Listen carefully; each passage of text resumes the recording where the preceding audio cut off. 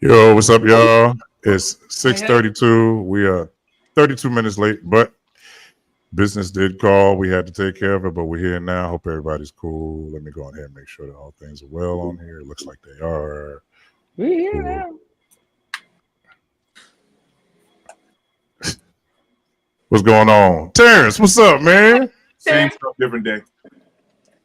Good to see you, brother. What Good you evening eating? and not All evening. things are well, brother. Yes, sir. You To doing Madam all right? Tracy, to Madam Tonya. Hi. Hello. What How are are you you? eating? There is to me, a new spot in this town. It's a Dominican spot, and Mm. I'm eating some grilled steak with onions and rice and Mm. peas. Mm. Mm, Yeah, that Kevin sounds good. definitely Kevin loves the steak part and he loves the rice. yeah. I know he's a rice guy. Yeah. Huh.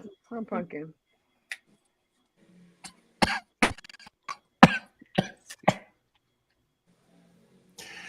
I am. How y'all doing? Glad y'all doing all right.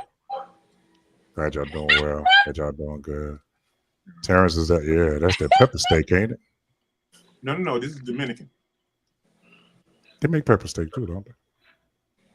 Yeah, but there's no peppers. It's just onions. It's just onions. All right. Kevin, you don't like pepper steak. Oh, look at that. That looks nice and healthy. I don't want it. Don't worry, I have your favorite And I, supplement. I have your favorite supplement. Oh, look at that. Look at it. There's always that. Let me tell y'all something real quick before we get That calms started. the savage beast. Are you gonna interrupt me? First of all, this is my show. It's I not. think It's you our forget show that at this point. sometimes. No, no, It's no. I it's think you our It forget show. that belongs to the Lord. sometimes. It belongs to the Lord. It belongs to the Lord, and He The belongs Lord. to me. So that what? means it's our show.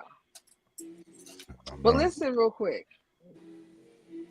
This morning, Can we introduce everybody first before we do that? it's the Tracy, same people. good to see you. Good I to love Terrence, see you. good you. to see you. Oh, wait a minute. It's Tracy, Tanya, and Terrence. Look at that. That's pretty cool. I've never thought about that. hmm And Kevin. That's pretty cool. And then there's that And then letter, there's Kevin. Kevin. I guess. All right, Tanya, go ahead so we can start. This morning, I was on my way to work, and I typically, talk to Kevin on my way to work, and he didn't answer the phone. And he wasn't answering. First, the phone rung, and then it went to voicemail. Then the second time I called, it was going straight to voicemail. And then second through the eighth time I called, it was going straight to voicemail. So after I went over that is he cheating on me thoughts, I said, Lord Jesus, he already be scaring me when he sleep anyway. So like I hope he's okay. And I'm like, if you don't, and I left him a message. I said, if you don't call me back by 9 o'clock, I am on my way over there. And thank God by like 7:20 something, he called me. But you can't scare. I called through Alexa. I'm not sure if you knew that. I called through Alexa. I had Alexa calling yo Alexa. I mean, I tell you, it was woo. Well, I went through the same thing the other day with my husband. I Uh, did. See I how that kept works? calling, and the phone would ring, and then it would ring once, and then nothing. Like he was hanging up, and I was like, okay. Did you go to the thing? Same thoughts I did. Like what you? No, I was like, Oh, hope I he's did. okay. You said what? I hope he's okay. I Oh, hope. I did That ain't too. what you said. That ain't That's what what you I said. said. That ain't what she said. Not at No, all. she didn't. I Not saw that Wait, me face. or her? Or her? She No, ain't said nobody what? talking to you no more. That one up there above you. Did you, Tracy? I've known you for years. No, you didn't. She You talking did about, say it. She did say I it. hope She he. did. No, no, no. Hold She on. said a I I couple hope hope times. he's he's. all I right. hope he's okay. No, That's you That's all. said. not Tracy. You said where the f- is this? I put. hmm Oh. So then You finally, already know. Had that been in She my not, house, and she not, you already know. she not gonna You already Terrence, deny. you wouldn't have had no house. know. She No. not gonna deny, and she not gonna confirm. Go ahead. so then I called my dad, and I was like, Dad, can you call his phone? Because maybe he'll answer for you. And then Dad was like, he's not answering for me either. So now we're both upset. And so my mom was taking some class, some Hebrew class, some I don't know, some so Shalom. right. So then mom gets out of class and mom's like, what's going on? You know, and she was like, I couldn't concentrate in class because you and dad are having this thing going on. And we were like, we can't find Lewis. We don't know where Lewis is. And so now everybody's in their car looking for Lewis. Child, I'm trying to tell you, I was getting ready to call the police and So the people you live behind. Yeah. mom says, hang up and I'm going to pray. And then, you know, I was like, okay. So I hung up and she prayed and my phone rang. And he says, I did have a dentist appointment. Oh no, Tracy. Not Tracy. not Tyson. Tracy. I just had a dentist appointment. I don't know what's going on. Tracy. Not Mike Tracy. Tyson. Not Mike Tracy. You can't. I am learning more and more about you as this show progresses. Yes. You've been hiding some stuff. You ruthless. I say this in love, ladies here. You can't be suspicious and forgetful. Those two things can't go. I'm sure, Tracy, if you had thought about it, you would have remembered that somewhere along the way there was a conversation about him going to the dentist. I remember zero. That's your story, and you're sticking to it. That's it. Like 10 toes down. Right. You know. So I was like, okay, all right. Like, you had everybody looking for you. Like, do you know what in the world is going on? Like, oh man, I really said some stuff. And he was like, I'm sorry.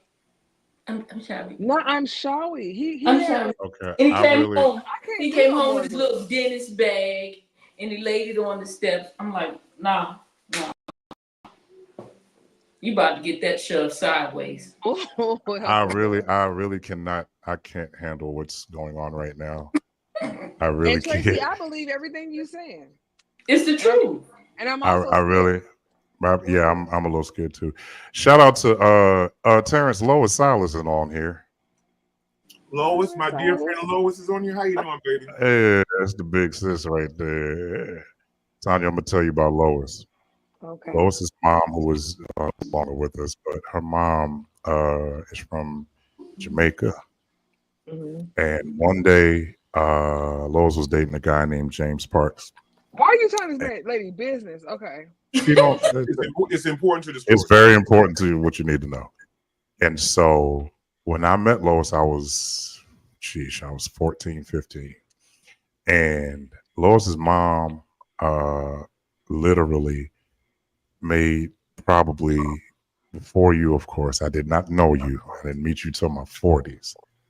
Oh, your mom's from Guyana. Well, I say Jamaica. I'm sorry. Okay. I'm sorry. She said get it right. Guyana. But listen, she had macaroni and cheese that you would not believe. But that ain't it. She made steamed rice that you would not believe. Listen, steamed rice is the same steamed rice that you have here, but I get it. Absolutely not. She put Guyanese in it. She put some Guyanese in it. I ain't never seen no rice with parsley flakes. Unbelievable. Now you saying I gotta add parsley flakes to your You got to do something. But her macaroni and cheese is phenomenal. You need to find out from Lois what the recipe is, and yeah, I do. Right. That's what you need to do. Yeah, that's what you need to do. But Sister Lois. Yeah, Terrence Lois was there when I was working at Cellular One over there. Lois was around then too. That was Paramus, right? That was for yeah. You used to take me to work. That was out at that time. Sears and all that. It was out that way, right? Yeah. That's what your job. New Jersey Bell was the other. Yeah.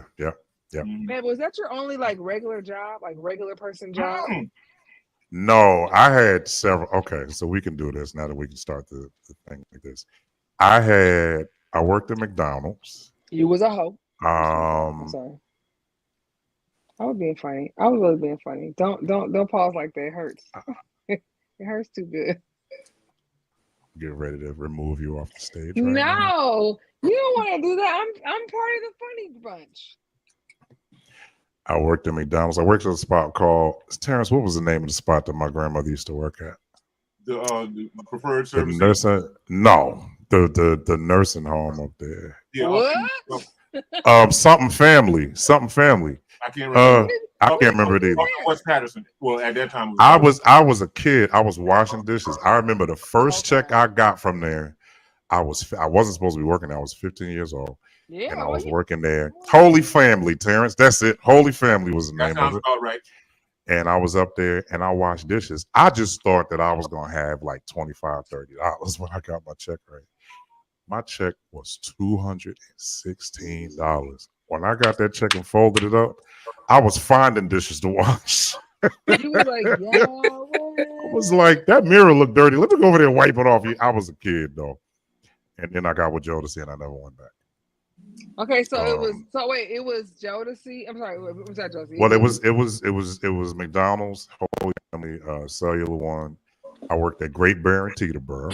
What's I that? was right there, Great Bear Water Company. It's the one right across the street from the Teterboro Airport, literally. What you do, customer Um, service? I sure did. Mm-hmm. I sure did. And I was there for, achievement. Please don't forget your crowning achievement. oh Go ahead. Lord, I'm what not was gonna that? tell it. I'm gonna let His you tell it. what? My crowning achievement. I don't know what that was. What was that? Did you like you were like the top customer Just hush service? and just let them tell, because you get ready to say something crazy. I just want to The be place funny, that you were the most comfortable as a musician. Oh, I worked at Sam Ash Music. Thank That's you. right. Yes, I did. That's right. I sure did.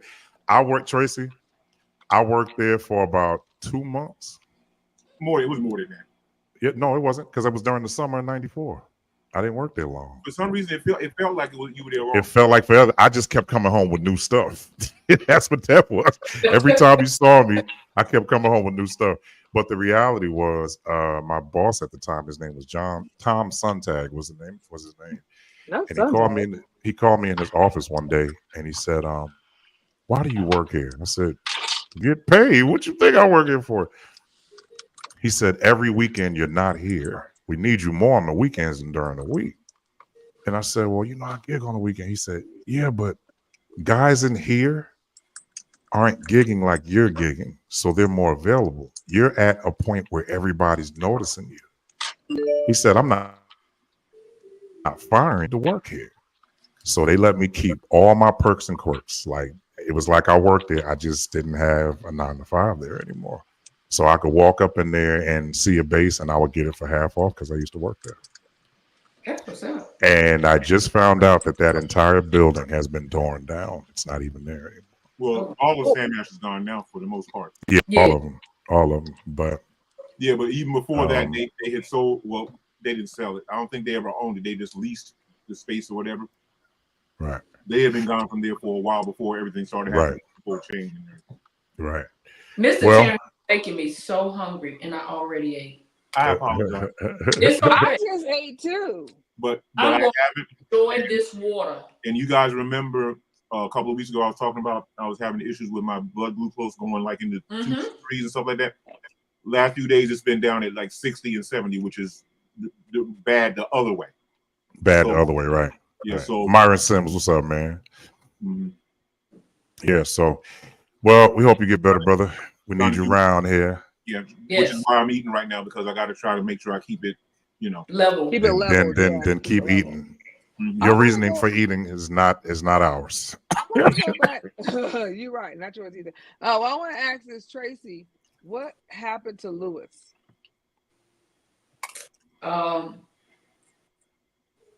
Is his mouth okay? Is his mouth okay? His eyes aren't. Oh, Wait a really? I minute. gotta go. This Really? is too much. Wait a I'm minute. gonna wait till the end. Well, maybe Wait if a Are this you is minute. at is she 8:30, admitting so openly Tracy- to being violent against her life mate? No, she's saying he cried a lot. No, that ain't what I'm saying. No, she went over there I and was trying to did help some you, Tracy. I WWE was trying to moves help on you, him. That's what sis. she did. I was trying to help Tanya, you. you tried to help her. You did try. Yeah, it You didn't tried. work out. You really did. I don't know what's going on here. Tracy, Yeah. you over there doing the Mike Tyson specials? She What said, you doing Yeah. over there? They're ludicrous. Oh no. ludicrous. It's Oh, totally no. ridiculous. Oh Yeah, no. he's good. He's all right. All right, You good. As said long he's as his all right. I mouth don't is even like the way okay. you said that. I don't like the way you said that. Mhm. I'm learning so much about Tracy. Wow, Yeah, it's that like is it's amazing. like a freezer bag full of Because bodies. I'm like, in my mind, I had this vision of Tracy just kind of being this, I don't want to say docile, but somebody that just had a level of chill. That just kind of like, okay, Them be I'll the main always ones. like that. Them be But the she's main showing ones. me that there's some thug in that girl. I ain't mad at you. Tracy, like, yeah, you don't know who I am after I get off this live. Mhm. Now, speaking of thug, do you think that I'm a thug? Let's go to Who? these I'm questions real talking. quick. I ain't talking to you. I ain't talking to you. I'm talking to the man down below you. Who, me? First of all, you are No, not Terrence. going to keep taking over this show like I'm that. not. I'm just asking. You talking about not you, the man below you, not you. What was the question, though? I didn't hear the question. Do you think I'm a thug? If I say no, would you beat me up? No. That's a loaded All question. right. If I say no, would you beat me up? You do? I didn't. He I said didn't, no. I He didn't said say no. I said Oh, he it. said no. Yes. Wait, no, that means. Oh yeah, because I'm definitely not. Now I know you are. Because anybody No. that says I definitely am not, you are. Let me Sorry, explain. you exposed Tracy yourself. didn't have to say it. Tracy was just like, no, Oh, his listen. eyes ain't.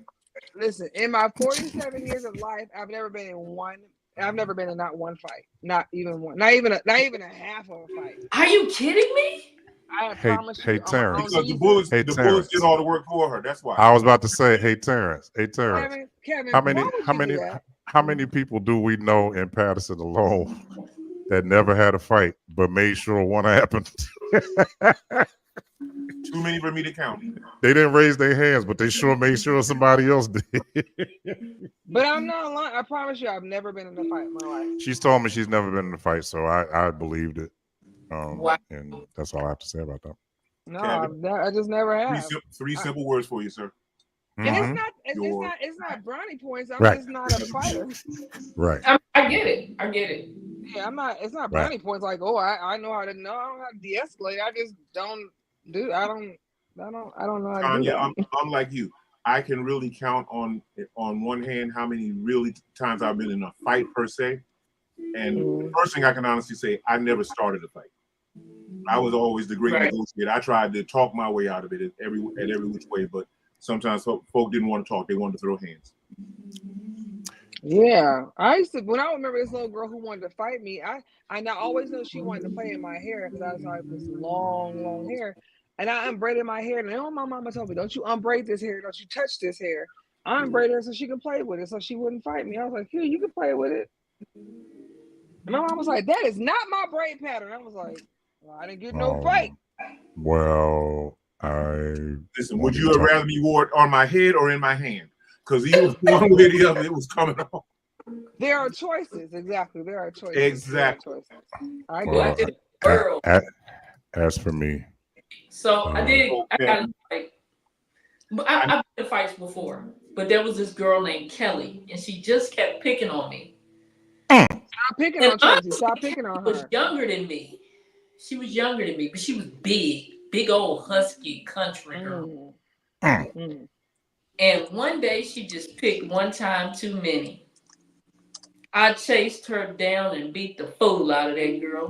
I thought you were gonna say the other word. I thought maybe I was like, yes, Tracy, come on with it. Come on with it. We here for it. I beat the fool out of that girl. I did. Well, you feeling that right now. You feeling that right now. What kind of relationship did you and her have after that? I don't remember her after that. Ooh. You beat her that bad, huh? You beat her that bad that you forgot who she was. She probably passed by you 18 times. I really don't remember after Here's that. what happens. The next time you're walking along and you see somebody looking at you and all of a sudden cross the street, that's her. That's her. Yeah. Or if she just, or if she sees you, and she just passes out, that's her too. How old lady were you when this happened? Grade school? Yeah, I would imagine, yeah. Because I was still in Danville. Yeah. Ain't that long ago, but you still was like, whew, I feel that fight. Yeah. That was a really good one. I just let go on that girl's face. Wow, Tracy. And right, let her keep talking. Let her keep talking. I'm telling you. I Let don't her keep even like to talking. watch fights. It hurts my entire soul. Kevin be like, watch this. Look at this. Watch her slam her. I be like, okay. Okay.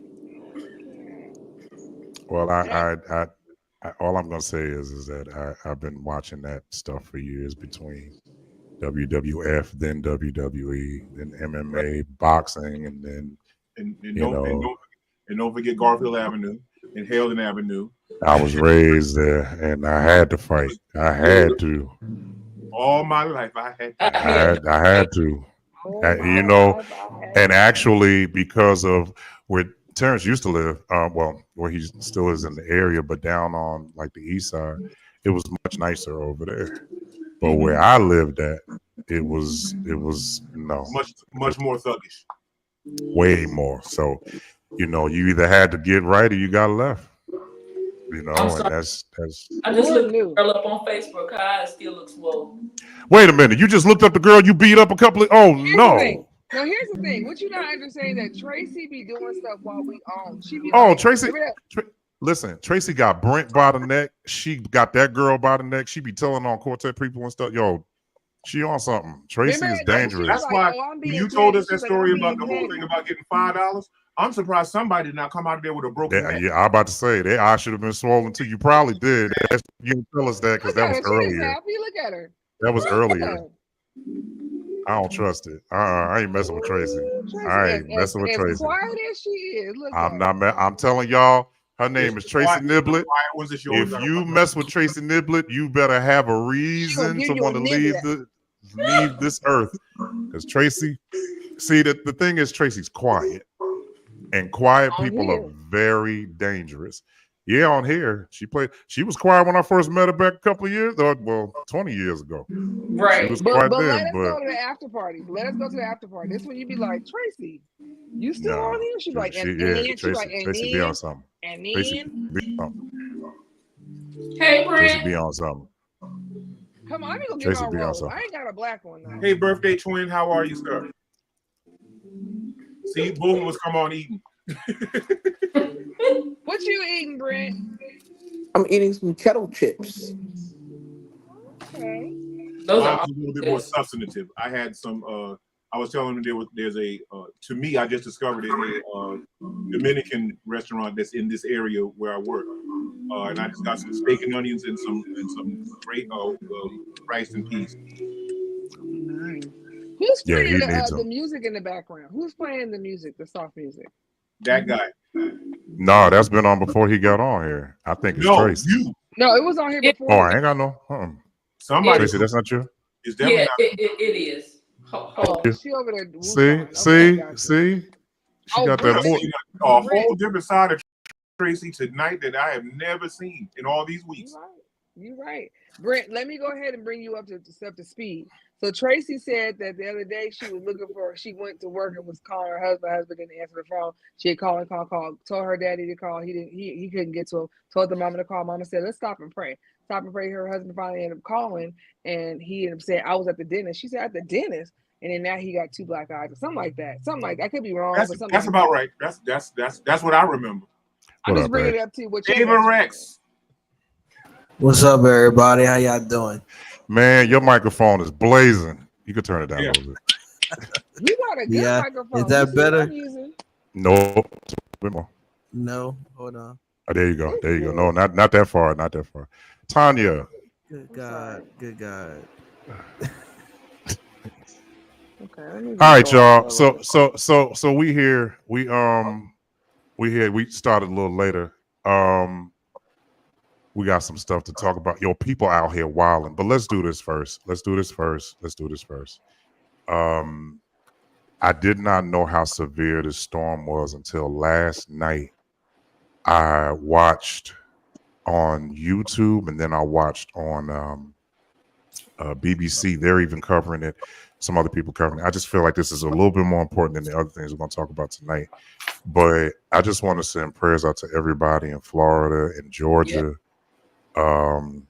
Certain parts of Georgia like Savannah and There's a couple other places across the bridge over there, Carolina, all the coastal cities, man. Mhm. I'm really praying for y'all. The thing is supposed to be hitting this weekend, No, but right now. Right now. But the thing is, they keep showing all the YouTube clips and everything. This stuff is happening right now. Now what they're saying is it's a category 5, but it's operating like a category 7. Mm. So the winds are going well past like 90 miles an hour. Kev, to be honest, a Yeah, lot of the clips that you've been seeing, those are clips from Helene, which was last week. Because right. No, but this one, hold on. hasn't But started yet. right. It's But not what I was saying is one person who was in they have a live stream, a live feed of Florida, and the freeway that they're using, it almost looks like that movie Independence Day. Remember Yeah. when everybody was trying to get out the city, but you had that Mhm. one car that was going in the city? It kind of looked like that, and it was just like, this is nuts. But I saw the Terrence, I saw the forecast, the gauge that they were using. Sometimes it'll be like amber color, sometimes it'll be like a little yellow, that kind of thing. Yo, these things are blood red, bro. Like this storm ain't playing with nobody no time soon. on this other And on my other screen. I'm looking at the CNN feed right now, and they're showing the graphic. And you see this one guy. It's like you can't even see him because the tree is literally going. the trees, yeah, it's. I saw it this morning, and I was just sitting there. I'm like, I we complain about so much stuff, but every now and then you'll see somebody going through some stuff, and you'll be like, you know what? That's right. As bad as I thought it was, as much as I hate what I'm in right now, I'm looking at this situation, and this is just not good. CNN So it's right now a Category 3, winds of 115, gusts of 140 at this moment. That's what bruh, CNN is come on, flashing. man. And that it ain't even really started yet. I mean, it's there, but it ain't even doing what they said it was gonna do. So we just got prayers for the man. I just feel like a lot of people just trying to live at this point. I was saying to Tanya today, there's a couple of Carnival cruise ships that are on the water that can't dock right now, and so they're in the ocean, literally rocking back and forth like little tugboats right now. Oh, Because the wind is so bad and they can't come in, they can't go nowhere because the docks are shut down. The airport in Orlando is completely shut down. Ain't nobody even over there. Orlando closed down at 8 o'clock this morning. That's how. Yeah, they done. They like ain't no planes coming in or leaving. So we going home and we're gonna be with our family because they had to evacuate. right. So it's at this point everybody's trying to be safe, but it's just a whole lot going on. And one of my friends said, well, it's like this because Jesus is coming back in about 22 minutes. So that's what's happening. And 20 But of them passed already. yeah, And 20 of them passed already. but it's unfortunate. But I just pray to everybody. We got families down there. Ty Tribbett and everybody is down there, and we're just hoping that they all got out. Of course, millions of other people. My mama down there. But I forgot that's right. She's Your in mom the is path down of the there. storm. Really? Yeah, my whole family's down there. And Oh so we already have one family member that has completely lost their house. One of my cousins lost his entire church. my. Um, and like other people have been like affected that I personally know. My son is down there. So it's crazy. Wow. It's unfortunate, but Yes, very. it's you never really know how horrible something is till you go through it. And I think that's what kills me now about I saw this earlier today, but there's some people who still now want to try to invoke some kind of argument concerning the political situation. I'm like, ain't nobody thinking about that right now. No, not right now. Nobody cares about that. Nobody's worried about who black, who white, who ain't, who's in office, who no. Right now, the people down there in Florida Right. don't care who's in the White House. They don't give two flying monkeys arms. They don't care. They just trying to make sure their families are cool, Exactly. their children are safe, their houses are safe. He's just said somebody lost their house. They got to start their life all over again.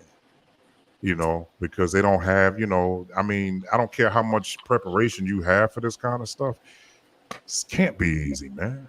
Can't It's nothing be easy about it. riding around right now in this storm. on live. Yeah, That's that's crazy. crazy. They showed, you know, what's the what they call the hurricane chasers? Yeah. These guys were Mhm. 7,900 feet in the air. They flew into the storm, and the storm almost literally knocked that plane out the air. Oh God. Like Yeah. literally, they showed it. He was live, and I mean, they were shaking so bad to where these guys were nervous. They fly into hurricanes all the time, you know, but this one almost completely just took their wings off. So, Someone even asked a uh, question: are we, because this one was a category 5 and it's been so long since anything came up that intense, they're saying, Mhm. oh, do we need to add numbers, like you said, 6s and 7s to this thing, because they've yeah, never really had to worry about going much past a 5, because so far things hadn't really come up to that intensity.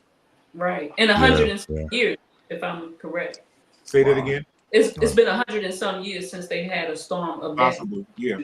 It's been, yeah, That's it's been a crazy. long. So, we just want to send prayers to everybody. We hope y'all are making it through it. You know, at this point, you know, we complain about heat over here. If that's all we got to complain about, we ain't really got much to complain about.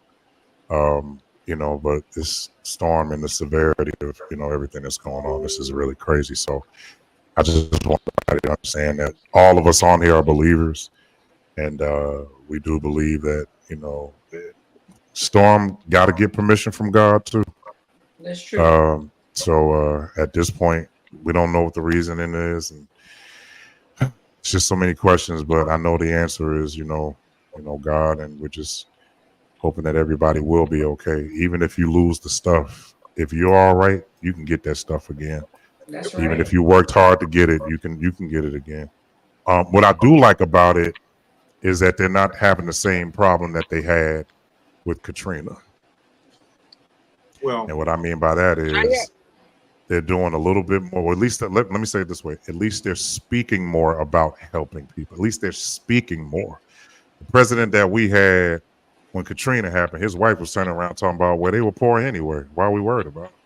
Oh You Lord. know, so we don't hear that yet. So I'm just gonna say, you know, that hopefully everything works out and people can get back safely.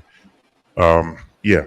before you So before you move on, Kev, another thing, it's not on our topic list, but I wanted to mention it also, that we want to take a moment to acknowledge the passing of a music legend, even though she may not I have been known forgot to so put much, that in there. in the person of Dr. Emily Sissy Houston. Yes.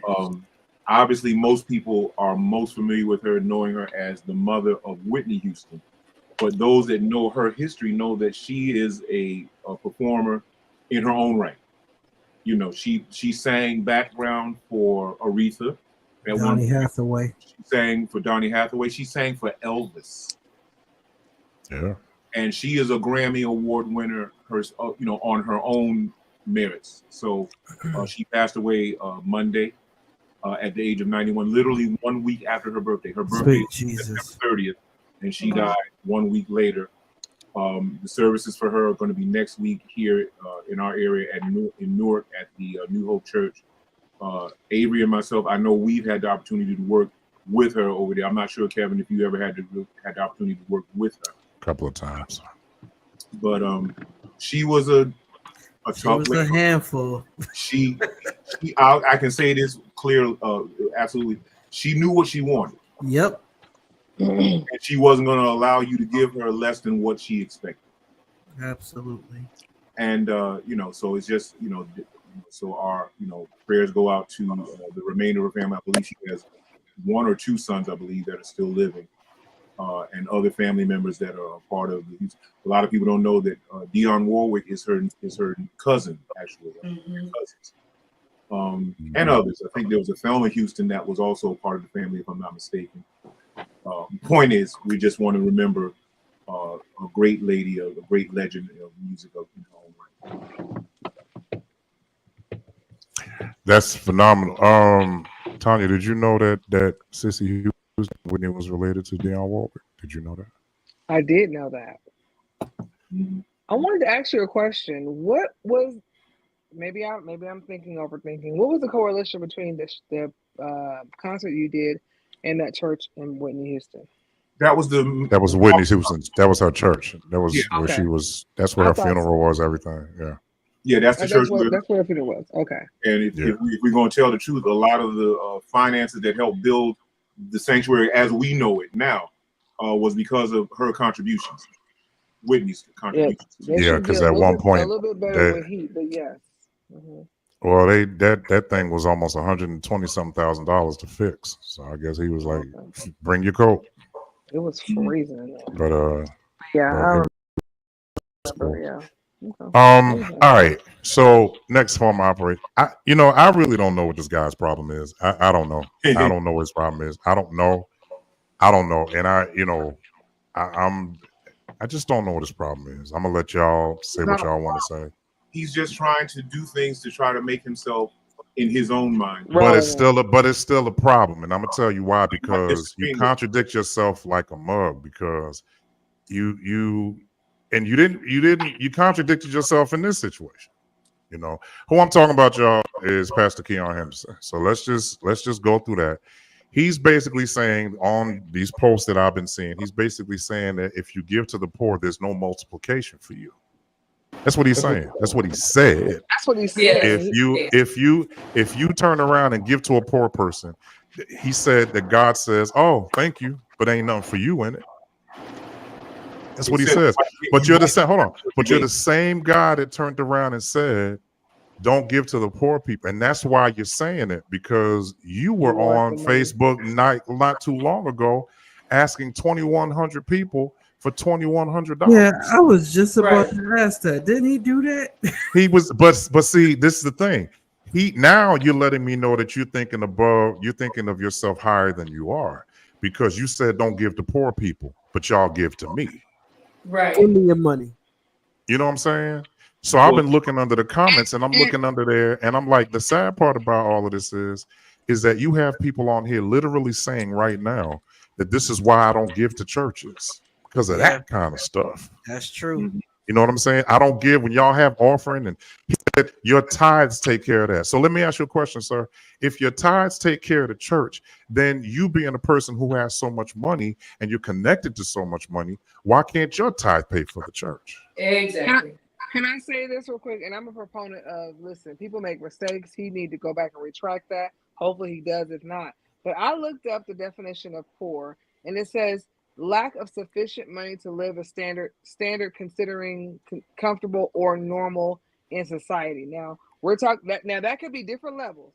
Mine is may not be the same thing as Keon's, right?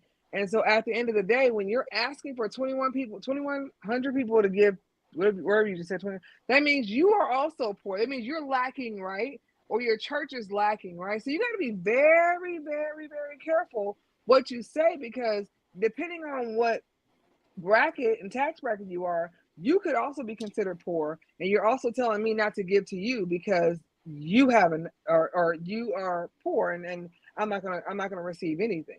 So be very, very careful, and I pray that he retracts what he says, because he's not going to do it. He's just that stubborn. Here's the line that he's writing. He's trying to say that. So, for example, if I'm walking down the street and I see somebody that's whatever their situation is, and I give them $2 or something like that, I shouldn't expect a biblical return on that.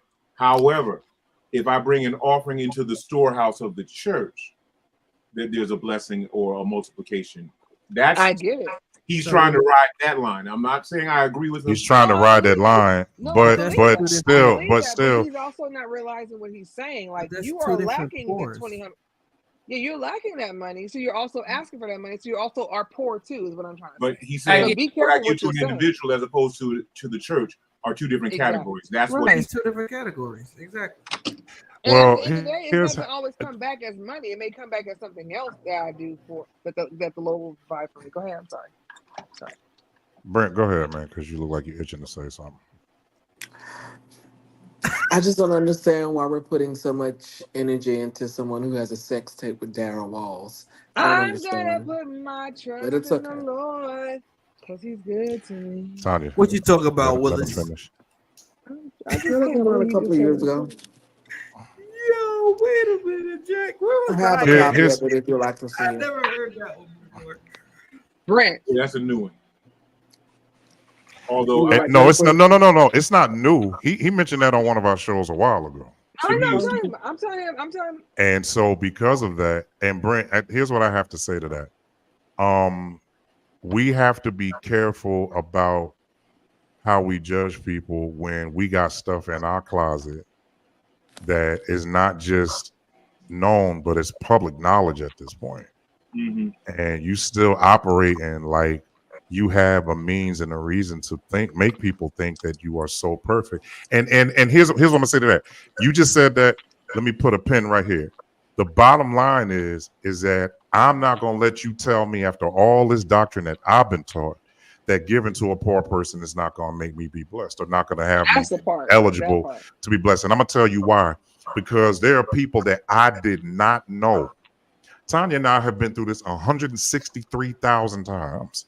That there are my people that don't know us that come up and give us stuff. God. They don't know us.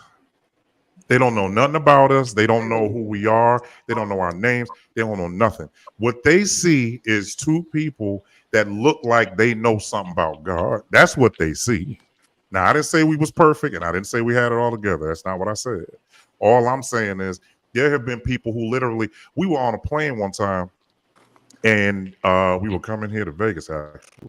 And I was kind of nervous. I didn't like the plane. It was kind of small. And we said we wanted something to drink. The lady came back with literally 4 vials of vodka. She was like, here, take this. You're going to take that or whatever. That stuff is, you charge for that. They just gave it to us. We I were was out on of a private the, plane. A we semi-private was plane. we were at a beach one time out in Laguna Beach, and we were eating at this restaurant, but it was outside, right? We sitting there minding our business, we eating, and this couple that was behind us, they heard us talking. They wanted to be where we were. You know what I'm saying? Just because of how we were talking and what spirit they felt, and that. So you can't tell me not to give to no poor person because there's no multiplication. This is First the of all, thing. that's a lie. Go This ahead. is the thing that he don't understand either.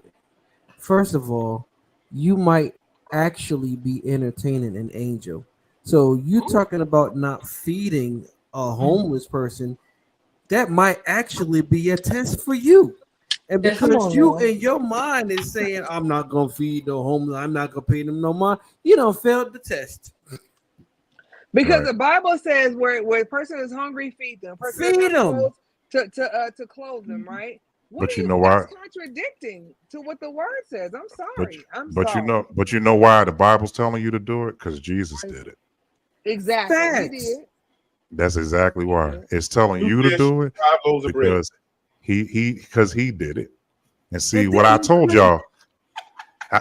I told y'all. It's like this, right? A person who literally does not want to do something will never see the reason to do it when they don't want to do it. They'll never see a reason to do it. If they don't want to do it, they're not going to do it. So my point is, if he doesn't want to speak a certain way about giving, he's not going to. But the problem that I have with his church is y'all sitting up there aiding and abetting this nigga and saying, you know what? Yeah, that's right. That's right. Ain't nothing right about that. So now here's the deal. Now I want you to be careful. I think Tanya was trying to say this earlier, but let me say this now. Let's say you fall off, your church leave you, your wife gone, you ain't got no credit, you ain't got no money, everything is snatched from you, you out on the street, and then I pass you and I go, wait a minute, you told me not to. All right, then I'm gonna walk right past you. God going to But take care of you. but I know a better way to treat you. I'm gonna give you the money anyway because there's 2 slaps in your face for that. Number 1, because you need it, and number 2, because you told me not to do it. Now looking at me going, I shouldn't have said that. I shouldn't have said that. I told you not to give. Now I'm in need, And he told us on the thing that on this little, and he wasn't retracting it. He was just literally saying, I see people on here that have calculated how much I'm asking for y'all, and I never did it. So they said it was 4 point something. Let me go on here and had a calculator in a Bible. And took the calculator out and started pressing buttons. He goes, yeah, 4.4 million. That's what I'm asking for. He had on a hard hat with a vest. I'm like, Yeah. dude, you ain't doing no work. I saw it. You ain't doing no work, bro. You ain't, He all looks right. dumb. I wouldn't. And I was about to say somebody else from the clan of pastors need to say something, but hell, they trying to stay out of jail right now. Let me Who's shut up. trying to? Oh, shut A up. bunch Go ahead. of Go them. ahead. Shut up. Just shut up. Well, he happens to be a client of my store, so I see him quite often. He and Ooh. his he and his wife. It is completely arranged. But anyway, so he's cool in person. I just would never sit under him. First of all, I don't want to be under nobody who You is might a want to send him to pastor you. and I'm a just saying. celebrity. I don't want to be under anybody who's a pastor and a celebrity. Like, that's strange. And I definitely don't want to be. I don't want Shaquille O'Neal's ex to be my first lady, but that's Word, besides bro. the That's point. weird. Um, I never thought about so, that. but Shawnee is very, very, very down to earth, very cool, very She always has been. welcoming, very warm, and Always so is has been. he. You know, he and I had a whole conversation, so I can't read him too bad. But at the end of the day, it's like, girl, calm down. She can't be nobody first lady, bro. First of all, who come? It's like They Coretta both Scott first King. ladies. Listen, it's like Coretta Coretta Coretta Scott Scott. Scott King. King. It was like, yo, who was she gonna marry after Martin? I'll wait. Nobody. Right. Like who was you gonna marry? Like who And was his you? name was It's like Martin. Michelle Obama. You married the first black president in the history of the earth. Who you gonna marry if he go away? Not a That's a What you high gonna do? standard. That's a high standard to chase, bro. I would look at her and be like, nah. Mm-mm. Nope. No way. Kevin go after him. No way. See, when you run your mouth, somebody gonna catch it. I was just being So Like I said let me before, he's trying to, in his own mind, try to make himself relevant so that he can keep his name in the public eye. but you know how you could be relevant? Can I tell you the truth? Listen, Preach the gospel. you can be listen, if you preach the gospel and act like you are human, just preach the God and stop doing that. I agree. Stop doing that. If you stop doing, I didn't say be perfect. Listen, if you're human, there's no way you can be perfect at all. There's absolutely no way. It's never going to happen. I don't care how good you are at something. It'll never be perfect. Like you do no wrong. You know what I'm saying? But stop trying to make it look like, and he was arrogant. That's the other thing. I want to talk about this Tiffany Henyard girl too. But it's arrogance. It's like arrogance, bro. Like you got to understand that pride comes before every fall. Destruction. it does, and the Bible says that. You know what I'm saying? You killing yourself every day. You too proud to you know Satan and God. The only problem he had with him was he was in his presence. He turned around and he left, and everybody was telling Satan he was beautiful. And instead of him going, you know what? I was in the presence of the Lord. He was like, "Thank you." Mm. Thank you. So God said, you ain't going to be up here with me. I'm above the stars. You're not coming up here. So you got to go. And everybody that told you was dope, they got to go too. So at the end of the day, if you look at Keon and paying attention to what he has, it's like, man, I would be so busy trying to remove Shaquille O'Neal from that woman's mind. Bro. And it's going to be hard because guess what? Shaq got the money that you need. He got it. But you with his wife or ex-wife. You with his ex-wife. So at the end of the day, and I had this problem with some people a couple of months ago. I won't mention no names. But at the end of the day, excuse my expression, but how does it feel knowing that your ex's penis is bigger than yours? I don't like it. 'Cause I don't like it. Physically, financially, all of that. He way bigger than you. What So shall you we need say to to these so you things? need to humble yourself. Look at Brent's face. You know what I'm saying? Because at the end of the day, that's exactly what it is. You sitting up Honestly, here I'm literally. And I figure out think what you're y'all- absolutely right. Even when he had that issue with that woman, it was like an arrogance about him. Like I don't know. I looked at that. That was Can you tell definitely me, something. Avery, what you mean? Can you tell me what you mean? I'd like to know. So basically, they was in a worship moment, and this lady was crying in the background. Yeah, I remember that. Yeah. and he kept telling her to shush and all of that. That was full of. I'm gonna tell you this though. I'm gonna tell you this. Shut up. I think he was too common with her. Yeah, I agree. I know what you I mean. think he was too common with her. way too common with her. That's good. I think the way that he spoke to her, it showed a commonality.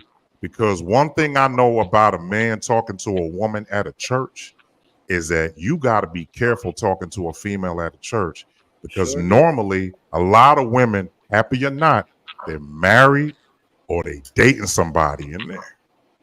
Or the fact that you're married and you shouldn't be trying to push up on another woman. Exactly. Exactly. Terrence with one R, you right. So my thing is, when you get down to the brass tacks of it, the way that he talked to her wasn't from a pastoral position. It wasn't from a listen, I'm trying. It wasn't godly at all. Because nigga, you turned around and told everybody the only voice that needs to be heard is God, and then you turn around and start singing. Right. Yes. It made no sense. Let's do that. Yeah. Sense. I was like, you ain't God, nigga. You shut up too. Right. But I'm sorry. This is what I'm happens. sorry. I'm not. I'm sorry. We gotta pray and be on careful. hype. When you start believing, Absolutely. Absolutely. Come from. Absolutely. Absolutely. All right, we done with him. Bottom line is he made a mistake. He need to fix it. Hopefully he will. Things will be better. What's all right, up cool. with We Tish done with him. She came back. I need to talk about something else before we start with that. Okay. I'm sorry. Hey, Terrence, Avery, Yeah. Brent, you too. Tracy, I think you too. Not me? No, not you. And you already know what I'm talking about, so I can't put you in it, but you will hear it. I gotta ask this, Brent. You had a moment a couple of weeks ago where you were very candid about how you felt about a certain coworker. When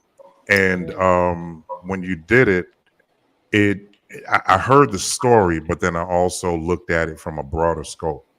And I want to ask y'all tonight. Tanya used to be a youth leader at a church in California. Terrence is part of the situation. Avery is too. Tracy, you already know how this goes. How would y'all feel if you found out, and I wrote it down, how would you feel if you found out that people who did not have as much experience as you had is making more money than you? Oh, please. How would you feel about that? Story of my life. Yeah. Right? Right. Brent? It happens every day. Mm-hmm. It happened Tracy, to me. I work with the best of them. And the worst of I them. mean, I will feel underappreciated, of course. And then on top of that, for the most part, in situations, the one that's getting paid the least is always the ones that got to come to the rescue of the one that gets paid the most. Yeah. You better say that. So Say that word. yeah, it would be me. It would be my fault for staying. That's just how I feel. There was a time in my life where I would have tried to, I don't even know how to really describe it, but I would have felt the way I felt, but I wouldn't have said anything. I wouldn't have reacted. I'm past that now. I'm not going to overreact, and I'm doing my best in situations like that to never react out of anger. Mm-hmm. Because when you react out of anger, that changes the whole dynamic of how what you say is received. Exactly. But I try to react out of a place of logic. So this way, when I say what I say, and when I express how my assessment of the fact that there's a person, I've been on this job, and I'm just using an example. I've been on a job for 5 years, and this person been there 5 months, and all of a sudden they're making, 10-20% more than I am. And I would just go to the person in charge and say, I need someone to help me understand why that is. Break it down to me. Obviously, there's something that I'm missing. I want you to educate me. Tell me something. And the other part of it is, over these years, I've developed a very keen sense for bull. So when you come at me with it, your story better be on point. It better be 1,000% on point, because if I get a little sniff, no, sorry, and we're going to face it. I'm not going to say that my conversation will change things, but we're going to face and deal with it, you know, and it's going to be exposed. Let me, Brent. I'm gonna let you talk. Tracy, I'm gonna let you talk too. Terrence, you said you're not gonna operate out of anger, but here's what I found out, and this is the God's honest truth. When people have done something to disrespect you, they don't get to tell you how to react to it. Exactly. And the bottom line is that people always want to gauge how you react to something that they're the ones that's causing it. So I know I messed up, but I don't want you to make it look like you don't get to handle it this way. And the bottom line is, if you're paying somebody more than what you're paying me, but you have me believing that there's no money, but you're paying somebody almost 30% more than you're paying me. And guess what? Then I find out if you don't say nothing, more than likely it won't be found out. But if somebody who works in that particular department or in that particular situation, and they turn around just in passing and go, "Oh yeah, well I'm making this much," you know what I'm saying? And then you go, "Wait a minute, you making how much?" Well, this is what I was making, and why? Oh, well, and the person don't mean no harm. They're not being mean. They're not trying to get nobody in trouble, but they're just like, I really thought you was making more than me. So we are finding out that person ain't making what the person who's making more thinking they getting what they're getting, but they thinking the other one that they think so highly of, they think they getting way more than that, only to find out that they're making more than the person they look up to. So then when the person who has had enough approaches those in position, the first thing that happens is, "Oh, well, you know, it ain't like that. You know, yo, you overreacting, you know." But that's what they expect you to do. Right. They expect you to be angry, and a lot of times they'll do that just to piss you off, just to prove their point. Absolutely. And then they want your response to be what they measure it to be, so it gives them an excuse to justify. Okay, I'm going to respond back to you because you came off as angry. You know, we as, let's just talk about it. We as Black people are always being accused of being aggressive. You know, we're being combative. You know, those are the kinds of things they use to describe us. It's not necessarily that, but sometimes, at the end of the day, here's what I've learned. There are times when situations happen, the only person that you can count on to advocate for you is you. No one else is going to advocate for you the same way that you will. So if I don't learn how to speak up for myself, be articulate, be intelligent in how I speak to you, but be clear.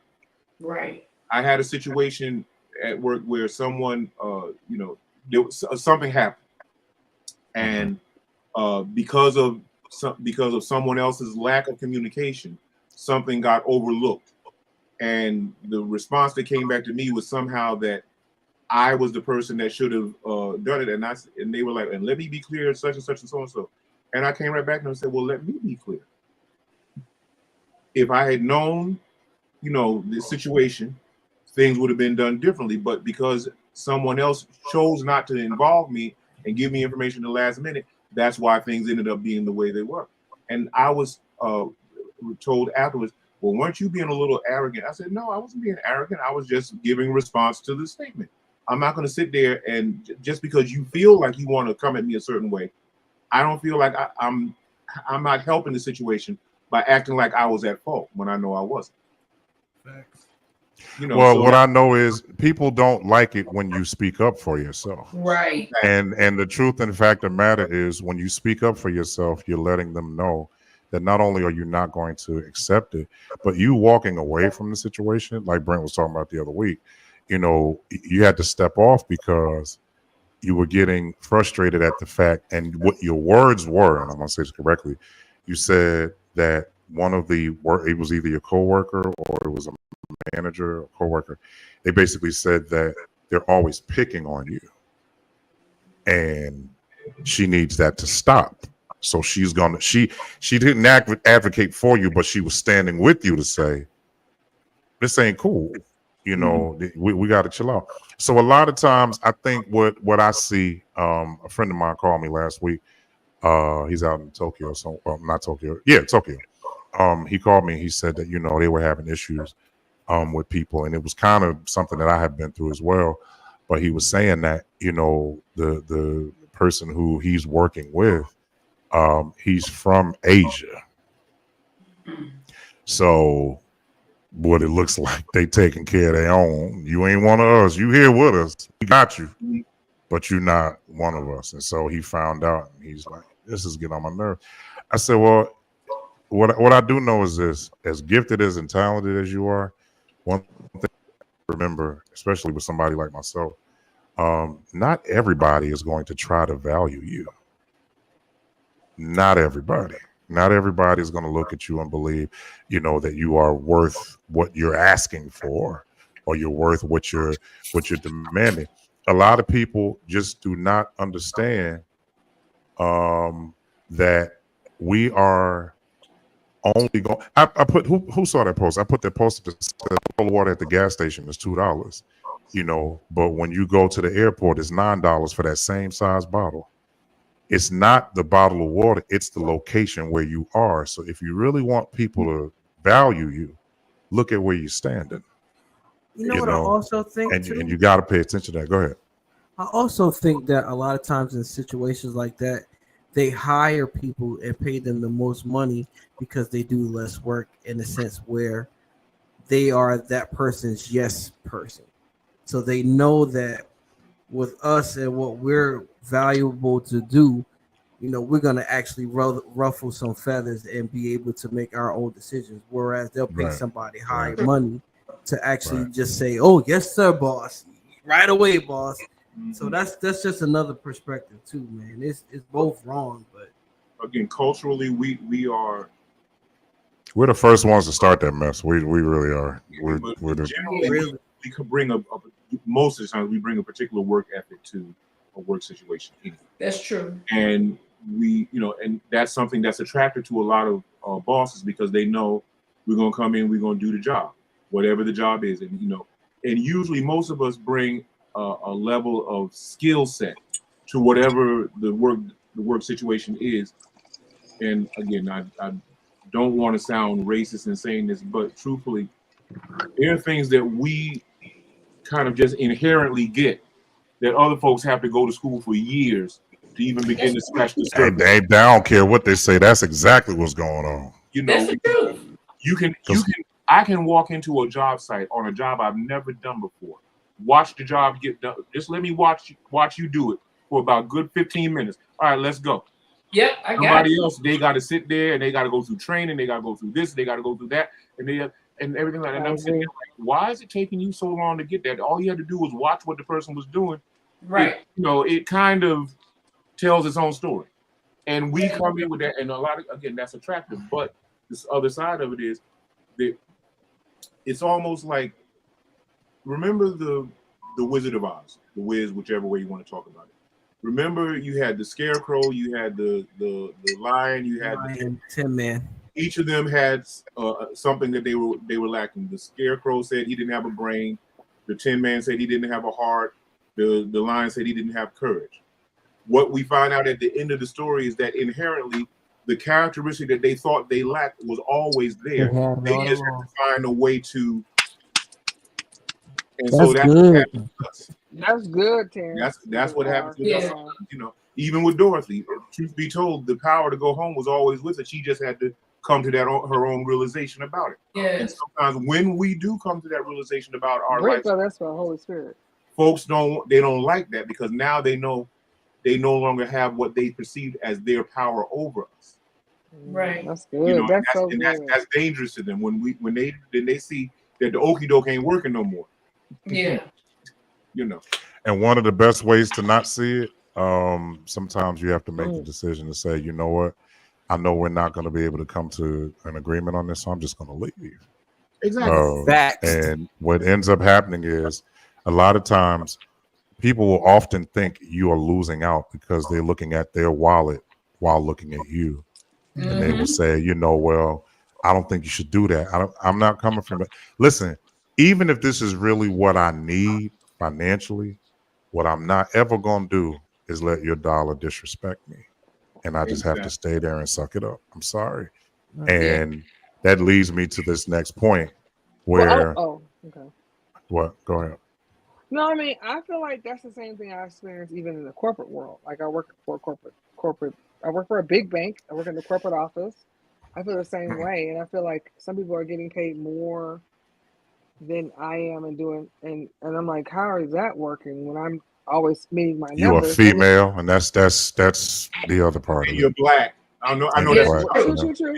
But hold on, and sorry. the caveat to that, I just found out 2 weeks ago that who was not a girl who does not perceive to be black. She is actually mixed, but she does not look it at all. One of my really, really good friends, I just found out I was like, you're mixed? I was like, oh my God. But anyways, was getting just about a year ago, she just went up, but a year ago, was getting paid. I'm talking about not just a little bit less. I'm talking about way less than me, and was a supervisor. And I was like, what is going? Like the things here are not same. So what I've had to stand on. That's all I have. That's all I have. If I'm honest, I'll tell you about my life on the after party. We'll talk about that another time. But if I'm honest, I just have been able like to say, Lord, you're going to be the provider, and that's it. And He's done just that, right? But there are times where I see where I'm being elevated where people should not be, or sorry, should be and are not, and I am, and I thank God for that. And then there are people who are in higher positions than supervisor, they're from manager positions who do nothing. Like somebody said, they're doing nothing and they're getting paid Paying way them more. It's more. like, yeah, it's Hmm. like I don't understand what the hell's going on, right? But um so I don't, it just really depends. I think if we just really kind of hold on to being an advocate for ourselves, like you guys said, being an advocate for ourselves, and then just really hold on to God being just the provider and not the jobs that we do. Because at the end of the day, sometimes we gotta show like, okay, the person thinks that they're gonna give me less, but the Lord's gonna provide me more, and you gotta be like, how is she doing? Because I know what I'm giving her. Well, don't worry about it because the Lord is providing, and I'm not. And you're not my Lord. You're not my God, and you're not That's the right. one that provides me. You know what I mean? I get it from the Lord, and wherever He gives it to me, He's going to give it to me. And you're going to sit there and go because He prepares a place for my enemies, right? He prepares a place for me, a table before me, where I'm able to eat. I'm able to have provision, and you may think like, how does that happen? It doesn't matter. At the end of the day, you should have been giving me more, but the Lord is providing. So But it's all about Well, knowing that's what I know. your What worth too. You Yeah, thank gotta you you. know well your see, worth. but that's a whole nother thing. I'm gonna move on from that because at the end of the day, when you know your worth and when you Hmm. know what you bring to the table, when Right. you understand who you are, when you understand what you've been through, a lot of people are not charging certain amounts of money because they just want to. They're charging that money because they've studied, they've worked, they've toiled, they've labored, they've gone on and been educated, they've done all of that. So for me to come out and say it again, a bottle of water at that gas station right down by my house, that smart water is $2, right?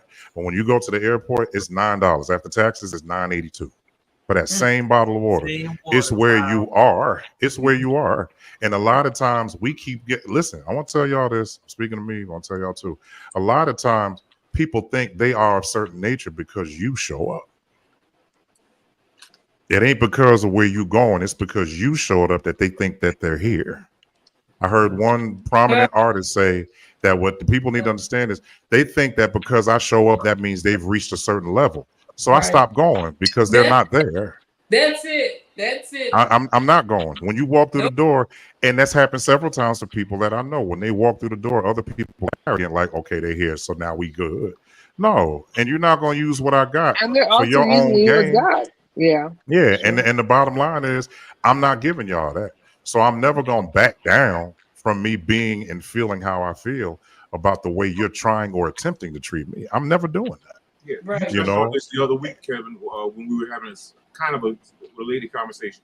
When you were talking about the fact that you would walk into certain, or you be invited into certain musical situations, and the parties would decide, okay, you know what, we're going to give you, $200, $300, whatever, and you had to say, kindly, but no, my fee starts at whatever it is. Now it's okay if you can't afford me, because I can go on my way. You know, maybe I can even point you in the direction of someone that can work at that level, but you can't get me for that level. No, you never can. And I think one of the biggest things right now that we have to understand is that a lot of people will only do what you let them do. That's right. And if you don't ask for certain amounts of money, you don't deal with that, then it's fine. Okay. Well, I talked about that. We talked about pride. We talked about all the other stuff. Let's hit this 1 second. So I don't know particularly. Now, I can't go off of what I know because I saw it today and I just kind of looked. But I looked at the comments and I saw it. I believe they gave Tiffany Henyard a chance to go back to her chair. Whoa. So that What's wrong with that cat? What's wrong with that place? listen. Hold on.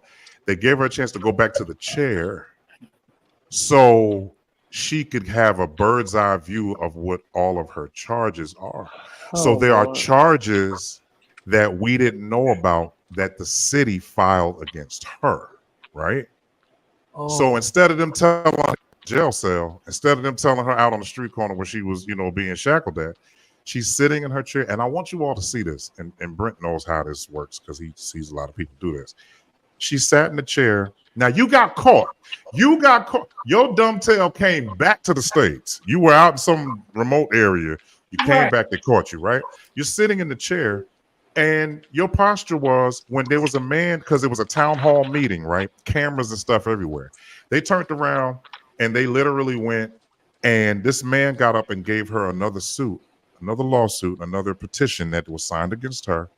And she said, "Is this it? Is this white man? Is this it? Okay. I get sued all the time. I'm not worried about that. Next." Y'all do this all the time. I whatever.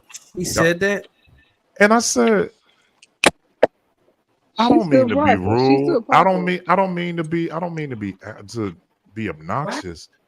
But nigga, she's asking to be hanged. I'm like, how are you? How you won't even humble yourself to sit in the chair and just shut up? You got caught with $3.9 million in your back pocket that you stole from this small town in Illinois. You a black woman sitting in a chair. Something is off about that. I think she's on the greatest cocaine in the world, man. You know what it is? It's privilege, it's privilege. Brent, you got to talk on this, man. I don't even know if you know the whole story, but I just think you got to talk on it. I guess you know her, but I just can't see being caught. I would be embarrassed. I would have asked to not even be on camera during this town hall meeting. I literally would have been like, you know what? Can we just do this in a basement somewhere? Can we go out in a bunker? Can we go? I need heavy security. Do something, because I know somebody want to set my tail on fire right now. Like, go ahead, Brent. You got it. I just say kill the nigga. That's the only way she gonna shut up. See? I'm so sleepy. I thought I heard him say kill somebody. Yeah, kill her. You ain't sleep. You wide awake. You heard what he said. If you that dumb, you don't even need to be alive. Go ahead on and let's just end your life. Just let death. Because you had it made in the shade. All you had to do was stay wherever you were at. I mean, well, first of all, you shouldn't have been stealing and scamming, but since you successfully did that and got over on all them white people, now that you got the money, stay over there and change your name, change your social security number, get a do all that stuff. So that way, if you do come back, they won't even know it's you because their whole identity is gone. You know what I'm saying? So, what would you think her name would be? Her name was already Shanquisha. What's her name? I don't know. Maybe change it to Sarah. Tiffany. You said Sarah. Call her Mary Magdalene. They would not even think to look for you if you called yourself Mary Magdalene. They'd be like, not that. No, that's not her. That's not her. I mean, if you get a little plastic surgery, so you look a little different. Right, change your nose. You know, just get. I think that there is someone high in office, a Caucasian man. That is the only. That has a chokehold. Completely out. He might be stepping down too. All these other high prominent people stepping out. Facts. Right. Yeah. You don't know what she might have on him either. You right. Why she have that position and you feel like you can act like that. Oh no. Bill But again, sweating, him and his toupee. but again, Uh-oh. they're giving her a chance to change because again, you might not know what she got on them. If she's sitting back in the chair that she stole $4 million and they put her back there, something ain't right. Something ain't right. Something Ain't Hey, do I need right. to remind anybody that back a few years ago, there was this mayor of a town called Washington, D.C. named Marion Barry. That's it. They caught this man on video smoking crack, Yep. and he still got reelected.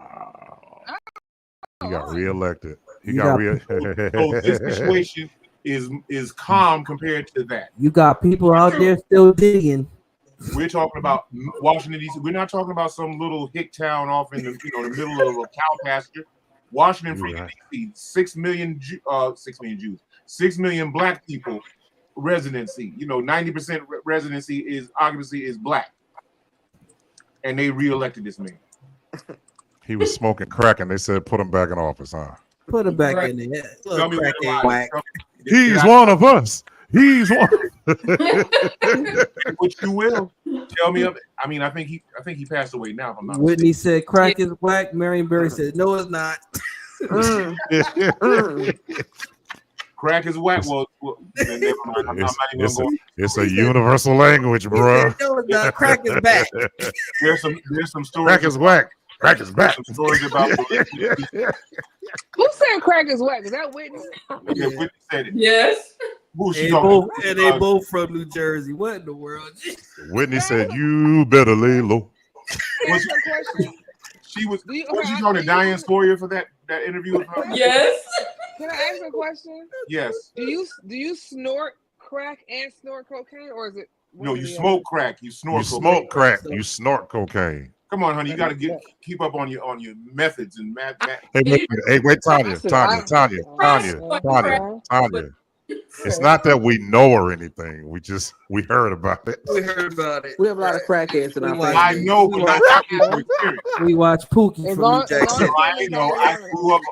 You said what? What'd you say, Tanya? As long as you're not in the family that snorts it or No. or, I'm not in Who, it, but me? I can tell this to be as true. long as you're not. As long as you're Crack not, is whack. Crack is No, whack. my family doesn't deal with crack cocaine. They deal with.